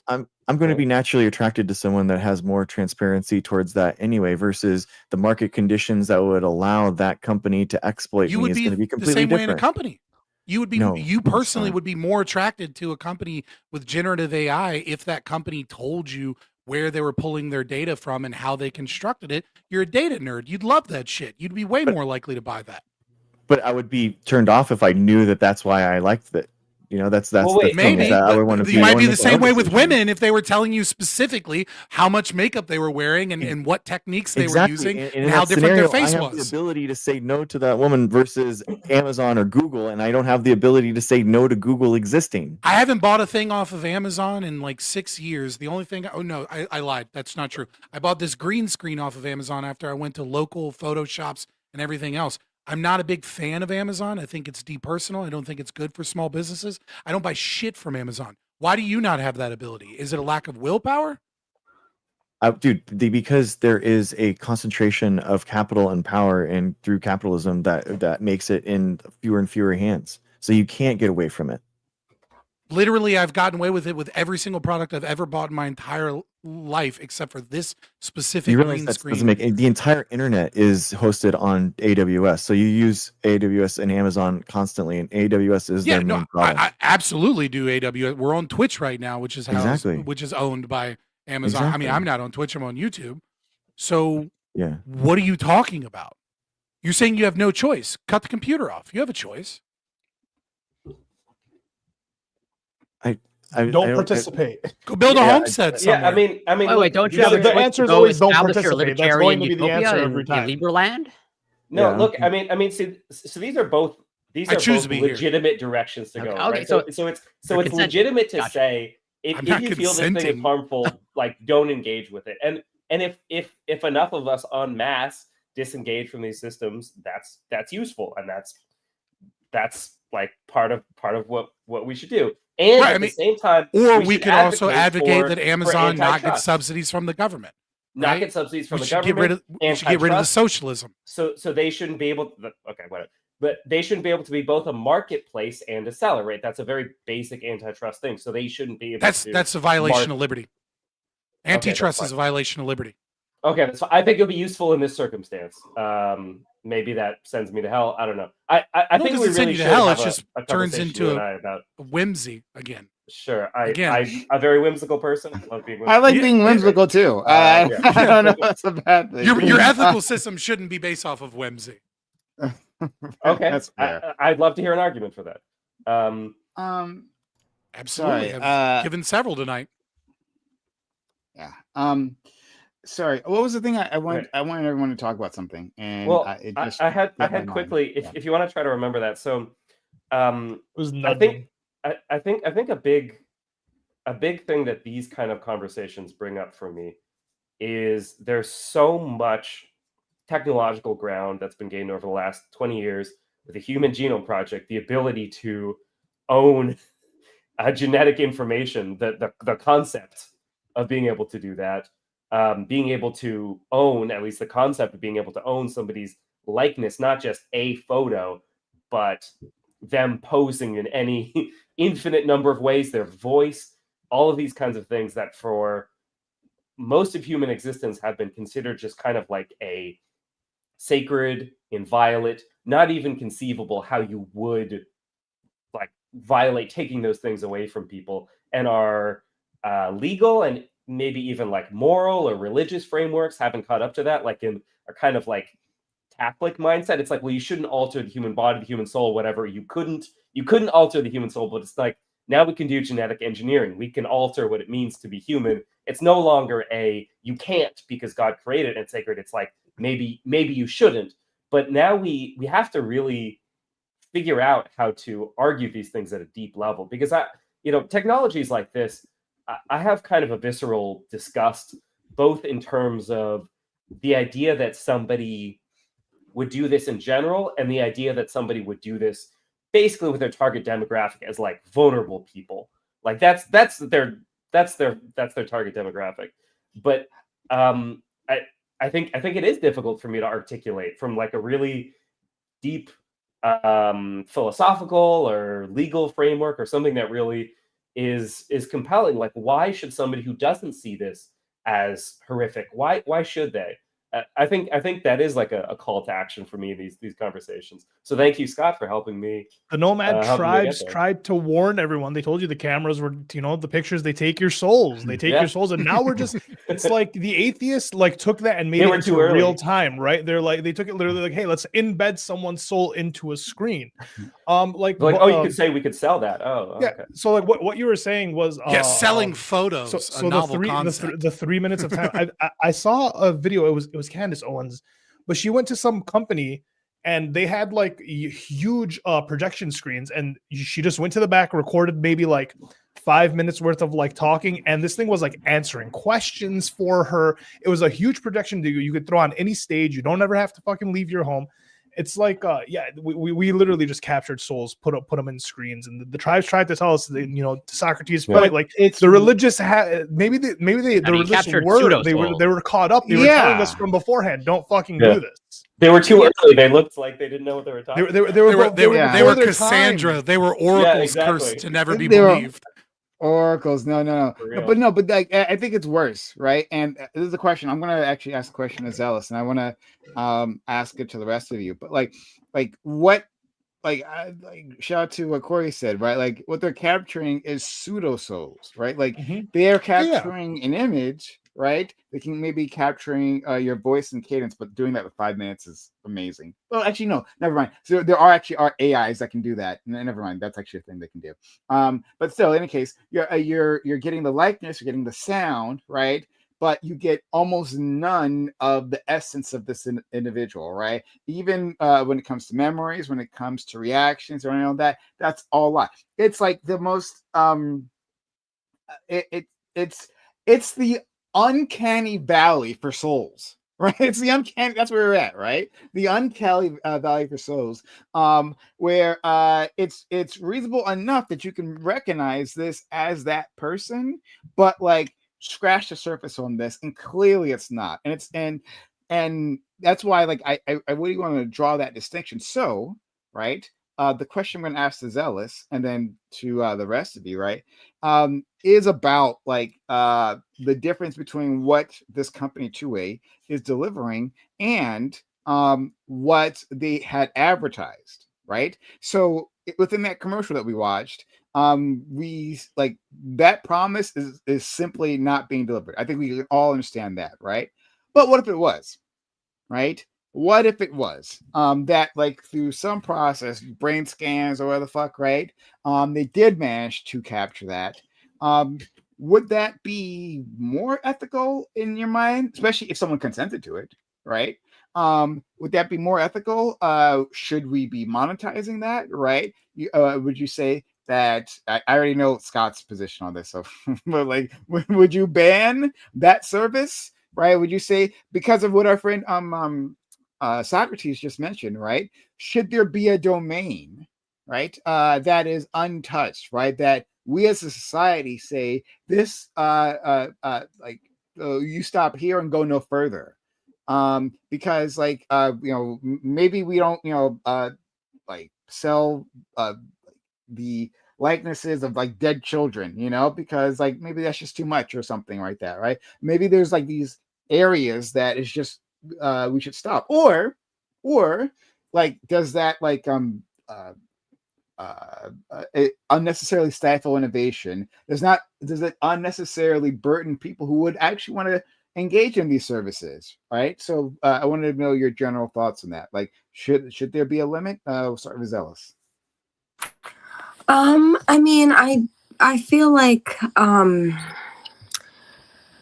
people should have the right to grieve how they choose, and if the way that they choose is wanting an AI imitation of their loved one, I mean, I think with what they're offering and how they're advertising it, I mean, I feel like there's no possible way that the AI could take on like a real likeness of a loved one in a 5-minute clip. You know what I mean? They can get the basics down, but when it comes down to it, like, well, what if it could? Well, if it could, I feel like, I mean, they can imitate a person, but they can't resurrect their soul. They're not that person, and I feel like that might blur the lines for people. You know what I mean? Of like whether or not like that they can have a healthy understanding of that this person is dead and gone, Does it matter? Does it matter if they can resurrect their souls, or like if it's a great enough a replication, right? That like it represents most of your interactions with this individual. Is that good enough? I mean, I feel like ethically, if that's not something that the person consented to before they passed, it's a little like murky waters. But if they do, then I mean, again, I feel like that's somebody's personal freedom, to make that choice. You know what I mean? She's one of mine, Prime. I think that that's important for people to be able to make their own choices, and how they choose to grieve, and what coping mechanisms they use, as long as they're not harming anyone. Okay. Thank you. I'm going to move on to Eucharist now. If you can mute yourself. Yeah. But yeah, I want to try Eucharist now, and to dovetail on that, right? Like, well, I'll ask you if you agree with Zealous, but if you do, like, I'm curious about what does harm even mean here, right? Like is there harm to the dead person that's being copied, right? Also, these people don't actually have to be dead. That's another thing, right? Like they don't actually have to die. They could just be a live estranged person. relative. And let's say again, and we're going with the idea that it's they've mastered this technology, right? Obviously, what 2A selling is not that, but let's just say that he did, right? Is there harm being done? even if consent was had, right? Like, and one last thing I want to throw in there, because we haven't touched on it, and Dr. Greg was so kind to interject this previously, that like, what about the idea of editing it, right? So let's say I do make a perfect copy of let's say Yuko Rice has got a beautiful wife, and we make a copy. She Bring my consented to wife that, back, right? but make her tits bigger. Yeah, make her tits bigger. Like, she made her boobs Zoom in bigger, enhance. right?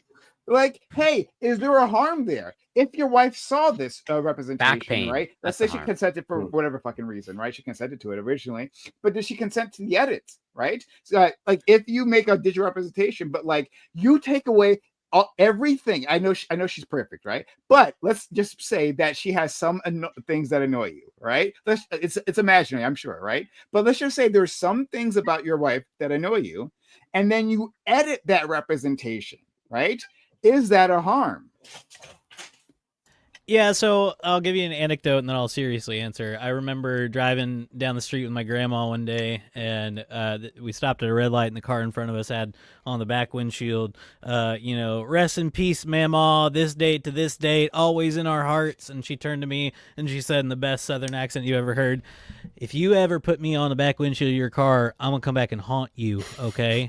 Like, she was pissed. She was like, do not ever do that. Like, holy moly. And so I feel a similar way about this in the case of people who didn't consent to this, but like, assume they did consent and we're living in our libertarian paradise. The harm I would try to identify, not on a libertarian frame, but on my own, would be, I think it's a harm to the individual who's using that as an outlet. So I understand the intuition of like, well, people can grieve how they want. They can. I'm not in questions of like arm of the state, etc. I'm not necessarily saying we need to come in and shoot the people who are doing this service. I'm saying I think there's something wrong with there's something harmful to people who are unable to conceive of a loved one passing away beforehand, during, and afterwards, and we need to help them through that rather than giving them an artificial crutch to prolong the process. I think it short circuits the pre-grieving and post-grieving process. And so, yeah, but then on the question you're making about editing, right, I think that does imply something about like, okay, so here's a person that I had a real world relationship with, and one of the cool things I think about being friends with people or having relationships with people, being in families with people, is that they are imperfect. They aren't the thing that I would choose if I could create an ideal human being, and I have to live with that. I have to develop a relationship with them. We both, sharpen and hone each other as a result in ways that I think are really cool and imperfect and human. If we have the opportunity to turn everybody that we interact with into the perfect thing we want them to be, well, I think that does some weird stuff to us mentally that's going to lock us in to our basements or our offices or our computers in ways that I'm uncomfortable with. So the harm I would search for is sort of internal. It's a harm to myself. It's a harm to the people I come to interact with later. Maybe a harm to other people who are trying to grieve this person. But it's not just like, yeah, I don't think I could meaningfully articulate like here's a John Stuart Mill harm principle harm that's happening that means now it's okay to do some sort of state coercion. That's not what I'm saying. I think it's like in principle a thing I'm worried about psychologically. Yeah, but like also to your wife, right? Like to at least, so imagine she's gone, it's to her memory. If she's here, it's an insult to her, right? If I had so I have some lovely pictures of my wife on my phone, and she's a lovely person. But if she got on my phone and found pictures of her that I had like photoshopped Enhanced. to make them an ideal whatever, I think she would have a right to be offended by that. Right? Like there's something weird going on. It's like, yeah, I took you as like the basic concept, but like I think I could do better, and I'm gonna do better. Like I think she would have a right to be offended by that, sure, yeah. And so if I could imagine she's passed away, and I upload her to the cloud, and I use AI to tweak her into the perfect AI girlfriend, and with all the physics implied by that, like I think, hypothetically speaking, if I could port her dead soul back into life and have her look at that, I think she would have a right to just be like, you suck. You're cheating. That's not even her. Something's wrong with you. Okay. No. Again, I believe in an afterlife. I believe in eternality of the soul and all this stuff. So there are other implications here. But just hypothetically speaking, I'm alive. She's dead. I'm doing this stuff with something that used her as training data. I think she would have a right in the afterlife to be offended. Okay. Okay, fair. So, and I want to hear what everyone else has to say. Ali, Like, what are your thoughts on this? You've got a wife who I'm sure I see. She's a perfect individual, right? Mm-hmm. And so I know you have no notes on her whatsoever. But, like, hey, what and how would you feel? Not only that, but like if someone else, let's say, it wasn't you, but like it was her parents or her siblings that she has, I don't know, but like or her family members who they created a digital copy. Hey, that was your wife, should you be able to like how you have like when she unfortunately passes away one day, right? Like you have a right to her stuff, right? Like like if someone else wants to make a copy. Well, if someone else wants to make a copy, right? Hey, should you be able to exercise rights over that and say, I want to delete this or alter it or whatever? What are your thoughts? Well, one, you wouldn't be able to make. I wouldn't allow for a copy of my past wife to be made. I don't give a fuck who wants to make it.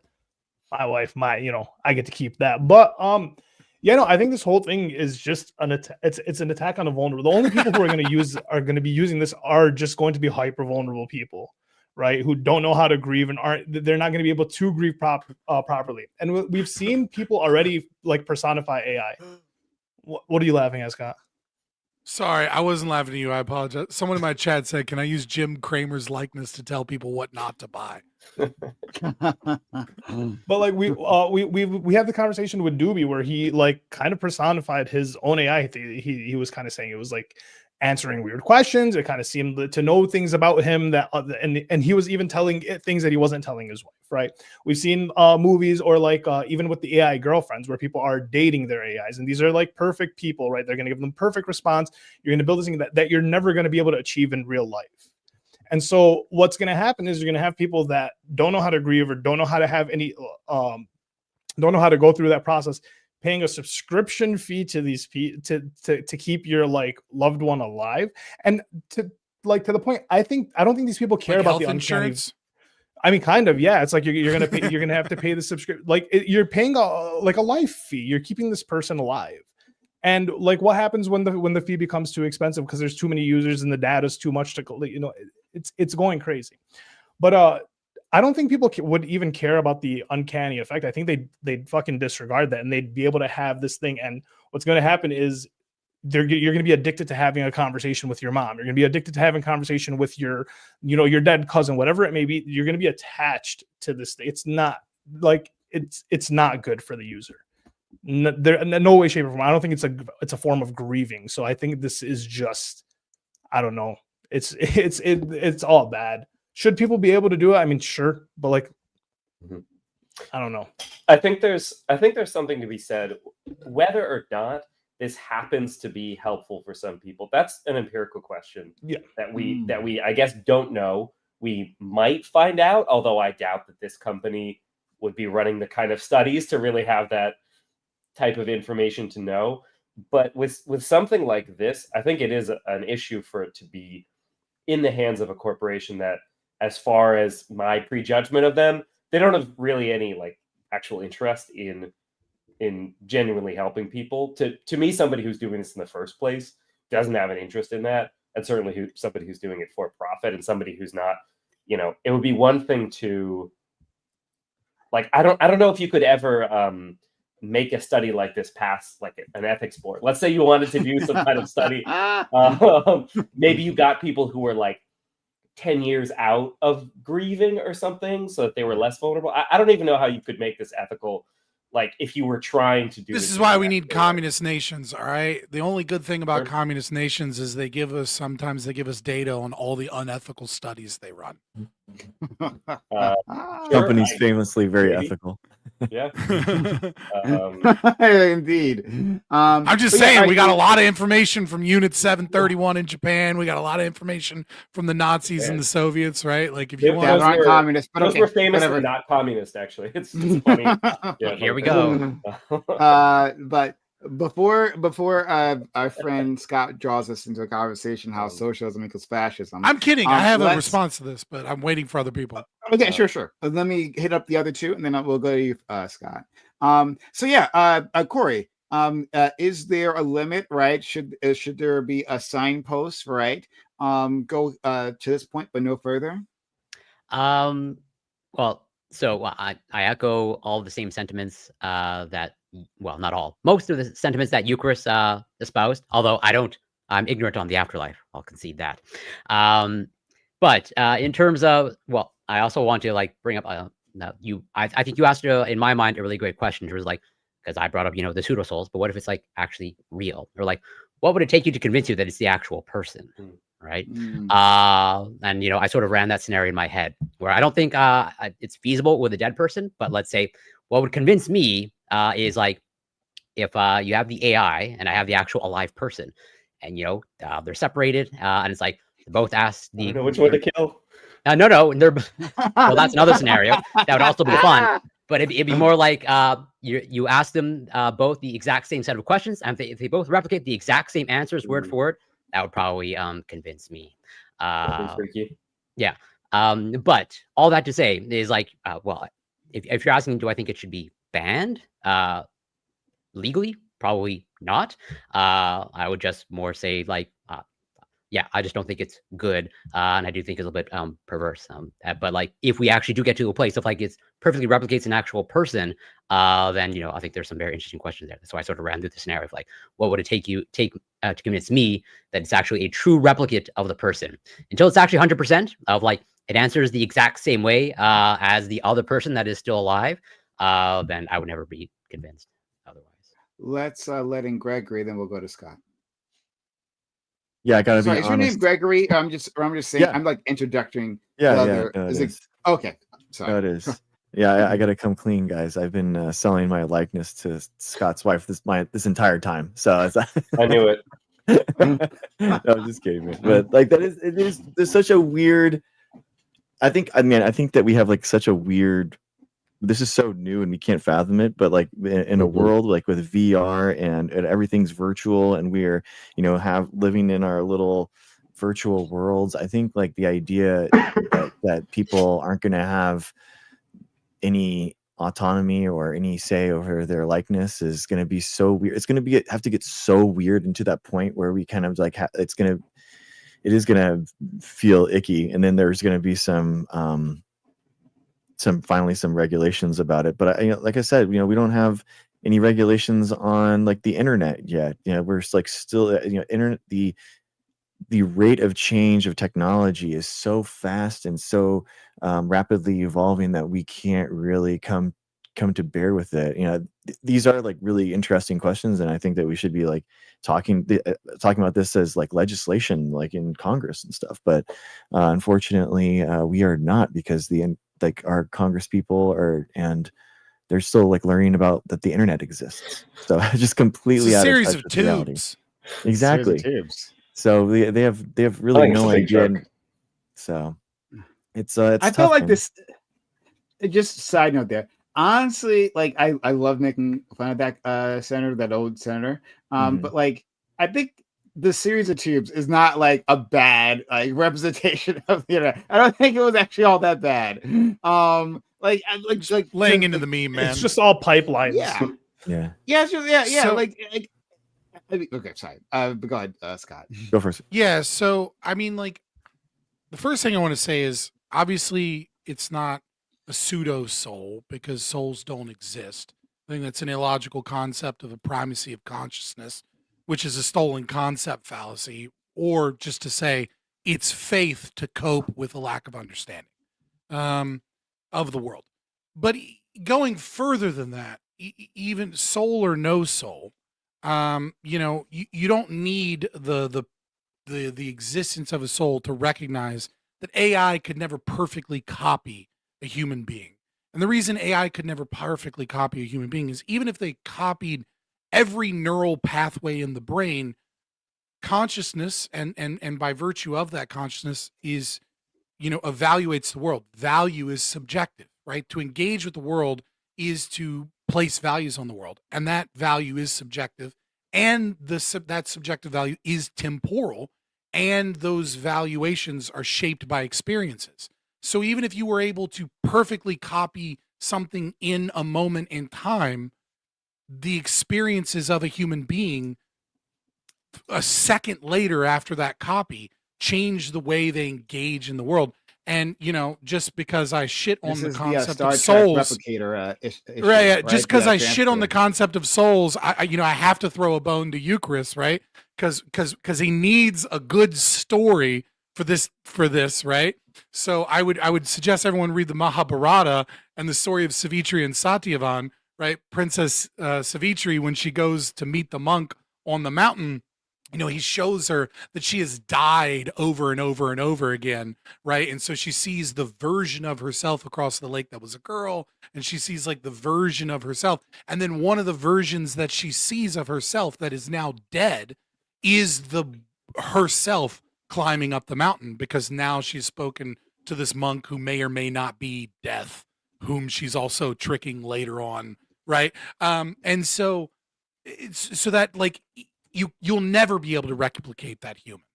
It's an impossible task. What you can do is, get a facsimile of that person that has similar experiences and, programmed into it per se. They're not, true experiences, but has the, the ability to use whatever system it has to evaluate those experiences. Same vocal patterns, same imagery, and same things like that. Now, in terms of the actual harm, I do think it's funny, Eucharist, it's not anything particular to you, but many, many times what people will do is they'll virtue signal not being a libertarian and then just say something that a libertarian absolutely agrees with 1-to-1, right? Which is, just because I can't use the state power to, to blow up this company doesn't mean that I don't think that this might very well be harmful. I think if I view harm, like there is a certain, if this erodes our ability to connect with people, which is an essential element for human thriving and essential element for survival, as beings that trade, because value is subjective, right? Because value is subjective and people are different, then we become, in order to further human progress, we become trading beings. And so because of that, I need to trade with people that are better at different things than I am, right? I'm not a fucking research scientist. I need Corey and I need Greg, right? I need them to do cool shit with, research. And, they need me to, keep all of the autistic people out of their chat by them coming to the libertarian chat, right? So that they can have a conversation without too much, autism. We need each other in this world.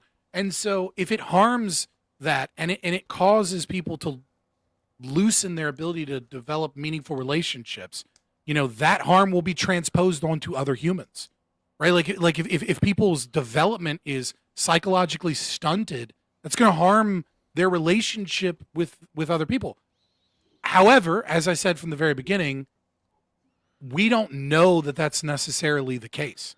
We are guessing based off of our fears and anxieties of how this can be harmful. And I think for some people, it certainly will be.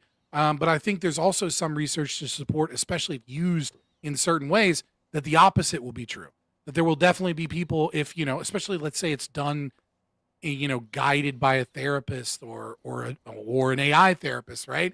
Maybe you're weaned off of this thing, and then it helps the grieving process, or that AI relationships and likeness and image help people with social anxiety, or help people, especially men that are, very recalcitrant to talk about their vulnerabilities and their feelings, be able to engage in a pseudo-social situation where they're able to express and open up about those things in a way they wouldn't be with their girlfriend or their wife or their family and friends or even their therapist. So yeah, there's that. I will say I don't have to virtue signal about not being a libertarian. I'm just not one. Okay. I personally, you had to throw it in. You knew you had to throw it in. Since I'm not a libertarian, I personally placed now. second in an Ayn Rand Institute essay contest in high school. Okay, I read the books. Okay, How many entrants were there? Ayn Rand's not a libertarian. The Kool-Aid. Okay, well, you call yourself an objectivist. I don't know if you can say she's not a libertarian and then call yourself an objectivist. I feel like you're kind of slandering your betters. Prescriptive. Again, once again, twice tonight. Prescriptive, descriptive. Right? I use objectivist. I have married the two in my philosophy, much like Liquid Zulu, much like a new group of people are doing as the ideology moves forward as a cohesive whole. I do think you're slandering your betters multiple times tonight. But I will say again, to the thing earlier on the soul thing, I will agree with you. I'll slander them. They're dead. Yes, you can. Maybe you should go make an AI of Ayn Rand to argue with slander me. them. You're legally allowed to slander them. It turns out, but on the soul point, right? It's not slander if it's true. That's legally speaking true. You've made me lose my point multiple times, but that's okay. I just wanted to meme a bit. So Ayn Rand, I do have a question. Another question that harkens back to something we were talking about before about like not necessarily having ownership, right? Not. So I think there's a difference between like a creative work and like a digital like persona, right? Like I divide those. But if you disagree with that, right? Would it be okay to copy someone, right? If you could do that, if you could gather their digital information, you could copy that individual, and then use that copy to do the work of the other person, right? Corey, right? A biochemist, not a biologist, or whatever the fuck, right? Scientist. Scientist, right? We copy Corey. Corey's an accomplished individual, right? And I have biochemistry work. I don't even know what the fuck that is, but I have some biochemistry work to be done. Is there harm to him because now I'm not hiring him, right? And if it's not covered by any sort of law that protects us, then yeah, sure. Now I have my version of Corey that does exactly what I want him to do. Go ahead, Corey. Well, to that point, but I also have a sort of a question. So I think this is probably going to be actually attempted at some point. Well, it's probably in the process now. Not actually replicating me, but rather I'm an educator. Okay, I think AI is encroaching on education, and there's going to be a concerted attempt to replace actual professors and faculty, maybe like Eucharist. And it's and I don't advocate for that, but I think. I don't know for sure, but I suspect what will happen is it's not going to pan out the way that they expect to do. I think they're going to realize that there's some value to having an actual human professor there. But all that to say is do I think you have the right to do that? I guess technically, I'm not going to stop you. But then also, what I would pose is in this overall vein of AI and access to your likeness. I'm curious how this overlaps or not with at some point, okay, these brain-computer interfaces are going to be, available. Probably not from Elon or Neuralink, but some other company, okay? And it's if or when we get to that point, it's in the pipeline of your thoughts, okay? Does the company have access to your thoughts as well? Or it's if it's in the user agreement of if you have this implant, you no longer have access to your thoughts. You don't have the right to your thoughts. Can companies sell that? At least that's a concern of mine. Personally, putting the chip in. Yeah, so I mean, speaking of thoughts, go for it. Speaking of thoughts, I'm fading pretty fast, so okay. I'm gonna have to excuse myself. But just to say, okay, we'll replicate you. We'll be yeah, please. Yeah, we've been training the AI on you. This entire panel will not get tired. I don't think you're actually going to need me on these panels ever again. I think you've got all the data that you we'll need. Make a better version. Way bigger tits, everything. Bigger boobs. But finally, some female representation on this on the panels. I think when it comes to these, I really honestly don't think they need to be that good to be convincing. I mean, I remember as a kid, the kind of simple algorithmic chatbots that existed at that time. And being no, this is pretty good. This can, maybe you kind of get bored with it eventually. It's not really holding a good conversation.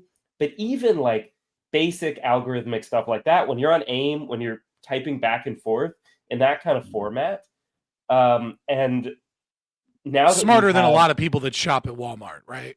Yeah. And now that we have I mean, these things are going to rapidly get a lot better in terms of just how convincingly they speak and sound maybe not a particular real person, but maybe a particular real person.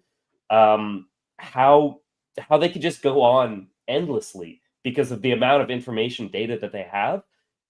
If you want to believe that this is a real person, it's going to be really, really easy to convince yourself that it is the case. Right. And so I I think at some level, I mean, I genuinely do believe that we need regulations, but maybe a direction that we can agree on universally between all of us is that there needs to be some kind of like cultural evolution of how we deal with these kind of human imitation technologies, like how we check our friends. Hey man, you've been spending a lot of time with your robo AI girlfriend. Like, are you doing okay? Do we haven't really seen you. Do you want to hang out and chat about things? Can I ask you a question before you leave? Yeah, please.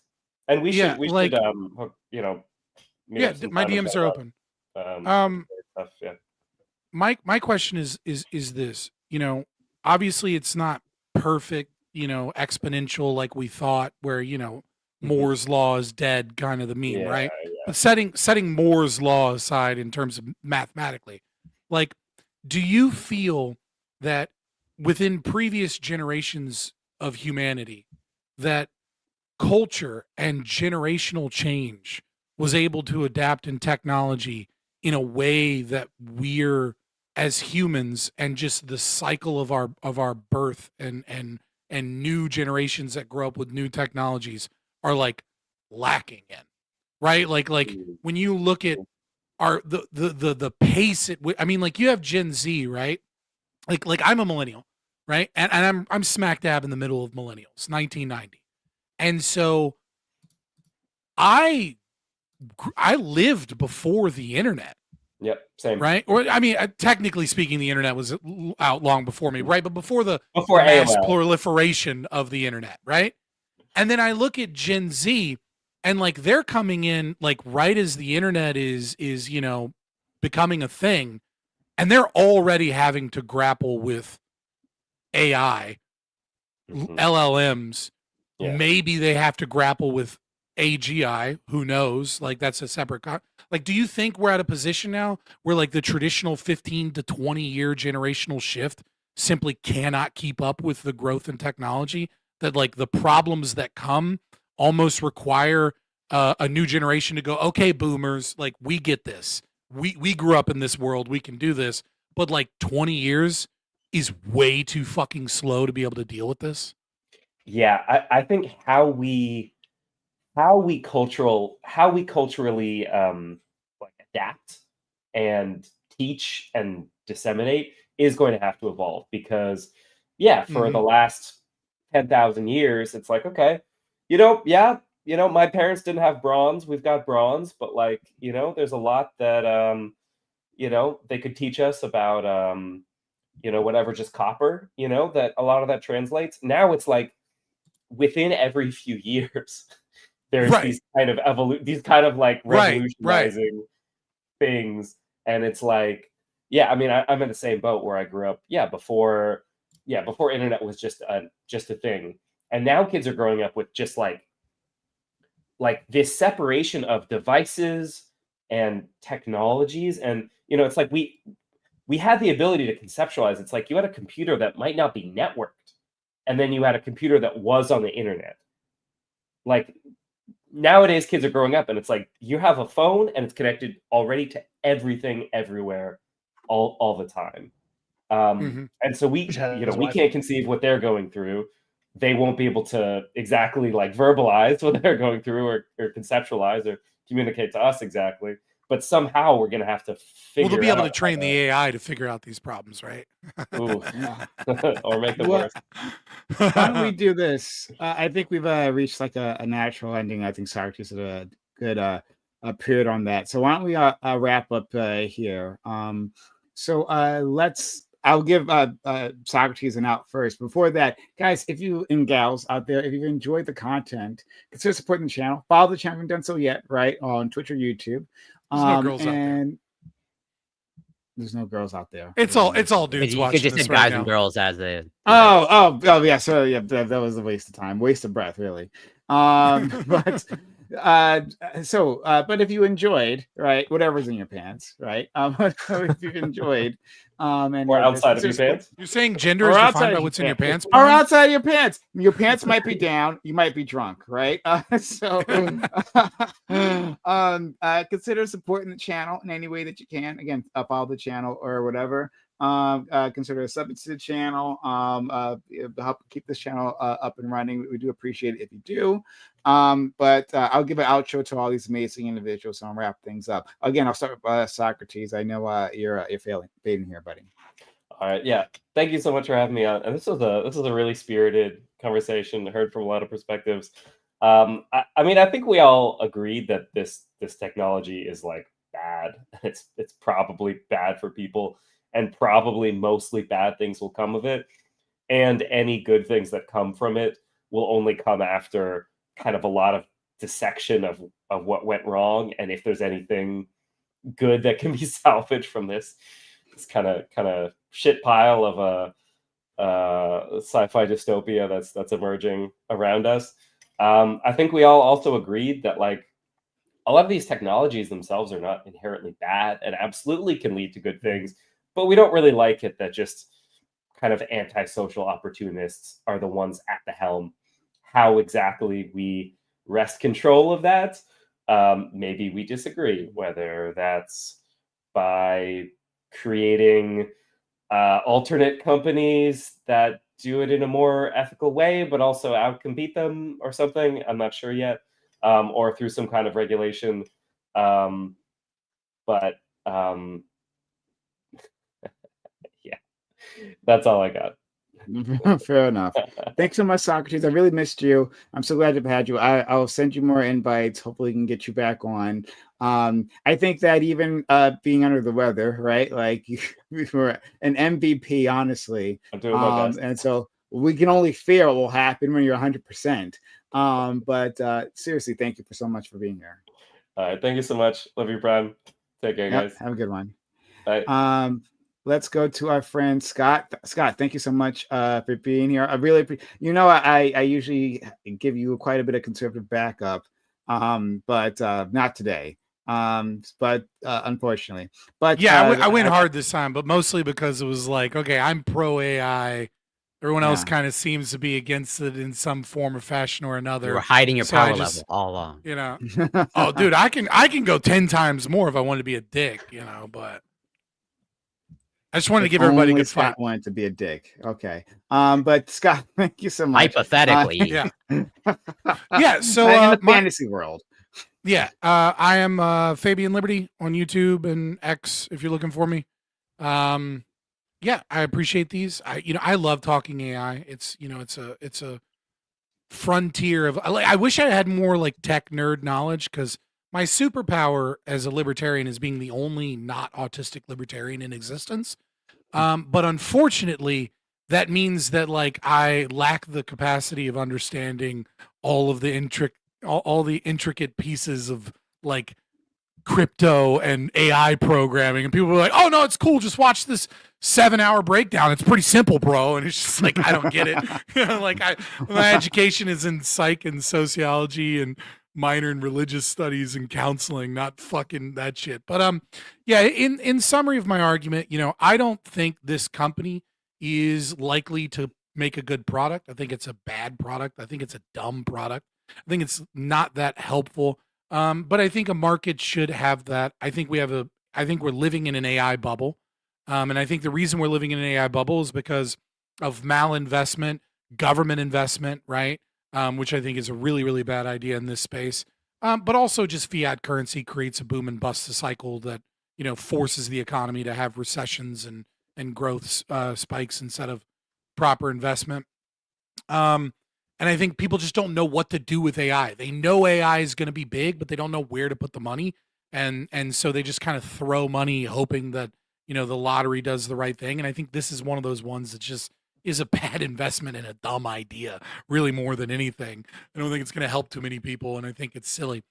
That being said, like zooming out, I made most of my arguments about a lot of things, but I just want to talk about the market in general and my philosophy towards AI, in the sense that it is my belief, maybe it is a silly one, but it is my belief that if it is possible that we have AGI or something close to AGI, a facsimile of AGI, that the more the government is involved, the more likely we are to fall behind other countries, other companies, etc. And most importantly, I think that we should be cautiously optimistic. And the reason I say that is because I do not think AI that has bad philosophy will be able to compete AI that has good philosophy. I think ultimately AI is going to come down to the one that wins the game is going to be the one that does not have contradictions in its programming. That contradictions and trying to force those contradictions, such as like for example, Grok is the only major LLM that values human lives equally, whereas all other ones like Chat GPT, Claude, was even the same thing where they value white men as being worth less than others because they kind of have these problems of picking up academic literature and news articles and things like that that specifically think that white men are a problem, so they value like a black trans woman is worth like 20 white men and things like that, and doing consequential analysis. That math checks so, out, so I don't know. Yeah, exactly right. I think an AI that is without contradiction to the greatest degree is the one that is most likely to succeed, and that is in many ways a boon for our future. And so I think the government should get out of it to the best of our ability, and that also means government funding of purchasing Intel stock, with threats, or taxing Nvidia and AMD, selling to the Chinese market, etc. We should back the fuck up and let it do its thing, because I genuinely think the natural evolution is going to be one of a proper philosophy. Well, thanks so much. Let's go to our friend Gregory. First time here. I hope this wasn't too bad for you. No, it's all good, Hope you man. Thank enjoyed you. it. Yeah, thank you for having me. I appreciate it.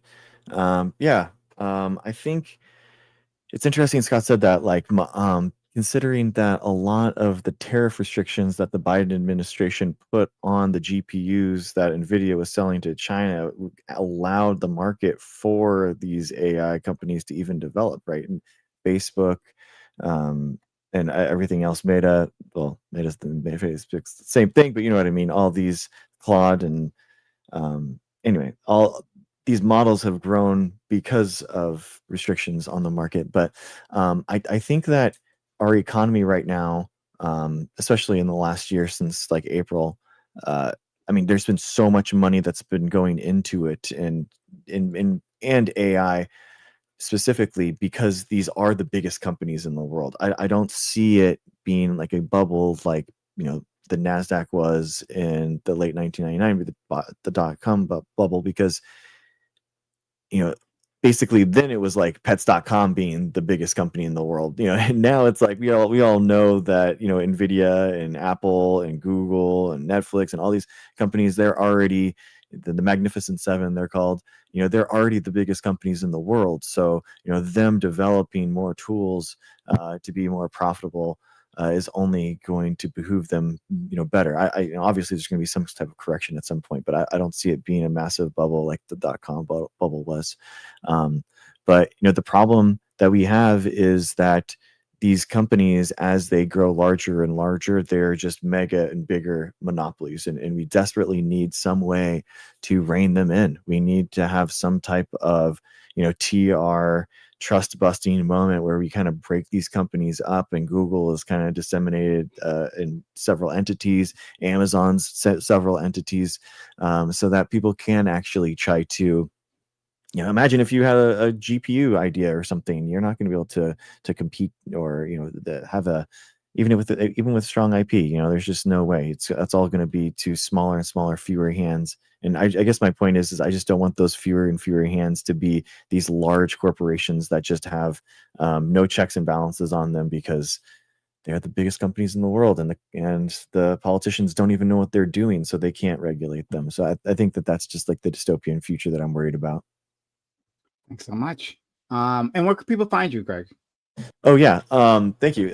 drgregshow.com. I do a TikTok stream every night, 9 o'clock. It's just kind of like Ask a Scientist. So people come on and ask me what's going on. We talk about science news, other questions and stuff. We do lots of debates about the pandemic, vaccines, and everything else. So. Okay. Thanks so much. Next, Zealous. Thank you for being back here after so long. Did you enjoy yourself? Yeah, it's been good. It's been good. I enjoyed myself. It's been great talking to you guys. For me, you know, at the end of the day, I'm not anti-technology, but I'm definitely pro taking people's personal and vulnerable, aspects of life and not turning it into, an exploitative product. You know what I mean? That's going to have, negative effects on people. I think if we could get solid guidelines of like real consent and protection, that people could use it responsibly, and it might help some people, but I think the likelihood of that is a little shoddy. And so yeah, that's kind of how I think about it. I'm on Twitch as zealous_777. People could find me there, but I haven't been active in so long. But I plan to be here soon in the future. Okay. All right. Thanks so much. Let's go to our friend Ali. Ali, thank you for being here. Love to see you as always. Yeah, thanks for having me. You can find me at Sociologic and all things on the internet. But yeah, this whole thing to me is strange. It is just like large companies with antisocial geniuses taking advantage of the stupidest of our people, right? The average citizen doesn't know what the fuck they're doing. They want Instagram because everyone else has Instagram. That's part of functioning in their day-to-day life, and they don't know they're signing away their lives, their likeliness, whatever, all that shit. And I don't know, to continually just support them doing it because we don't. I just don't. I don't see why I would support them. I don't see why we don't have in the end user agreements, just in big bold letters, what's actually being done with your data, what's happening, what's to be made or sold or like gained. I don't see where the issues from that come, but I do see an issue with large companies just taking advantage of everyday average people. Thank you so much. Let's go to our friend. Sorry, everything moved around. We'll go to Corey. Yeah. Well.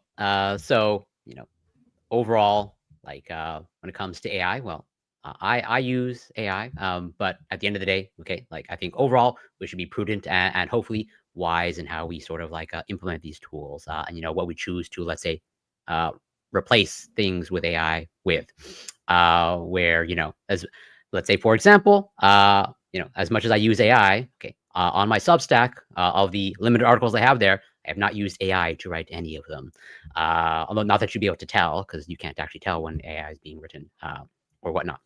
But yeah, all that to say is like these are powerful tools. There's obviously some clear benefits to them, but I think we have to be prudent in terms of how we implement these tools. But yeah, you can find me on Twitch, CoreyCam84, Twitter, X, YouTube, Instagram, Substack. It's Corey Campbell. And Ali, Eucharist, Greg, Scott, always a pleasure. Love you, Brian. Thank you so much. And finally, Eucharist, thank you for coming back. You were fantastic. I loved your contributions here. Like very insightful as always. So yeah, I hope you enjoyed it, and I hope you consider coming back every so often. Yeah. Well, thank you for reaching out. Yeah, sorry I had to be late tonight, but so hopefully I can be on time in the future. But I will say, contrary to an earlier person, at the end of the day, I am anti-technology. So I'm very upset by the people who are pro-technology. Okay, and honestly, you're using it right now. FYI. Yeah, I know, and I'm a hypocrite. I'm a raging hypocrite, and it's fine. I tweeted from his iPhone. I think, yeah, exactly, Scott. Speaking of Scott, okay, one of the things that I was curious about, maybe I was spaced out, maybe I didn't really understand what Scott was saying, but on the question of like what LLMs, what generative AI will be successful in the long run, being the ones that are like, more free of contradictions or what have you. I don't, I guess, have any sort of optimism along those lines. I view it more like heroin than anything, that the ones that are going to be successful are the ones that are best able to sycophantically cater to whatever I want before I start using it. And so whatever contradictions exist in it, as long as they satisfy my primal urges when I come to the tool, I think those are going to be the ones that succeed on the market scale. So again, let me virtue signal. This is why I'm not a libertarian, because I don't think a lack of contradictions will make a successful tool. I think injecting directly into my brain the things my brain already wants is going to be the thing that's going to make it successful. So especially when it comes to things like grieving, the companies that are best able to hijack my grieving process and monetize it are going to be the ones that succeed. And I think that's abhorrent and I hate it. And so thanks for having me, Prime, on that happy note. Absolutely. Okay, everyone. Thanks so much. As always, I am not even ready to rate out. I will find a beautiful woman to do so. It's like every Monday you're giving the outros during the outros. I was going to, but then I got distracted. Like it happens, okay, right? By all every time. Beautiful. Okay, I found. Brother I found just wants to someone. hear our outros. All right, like don't shit on him. You know what I mean? Especially if the Eucharist coming in at the end. I'm sorry that I care too much. I'm sorry I care too much. I found a black woman, right? Her stream title W Black Women Streamers. It's out of the norm for you. They're not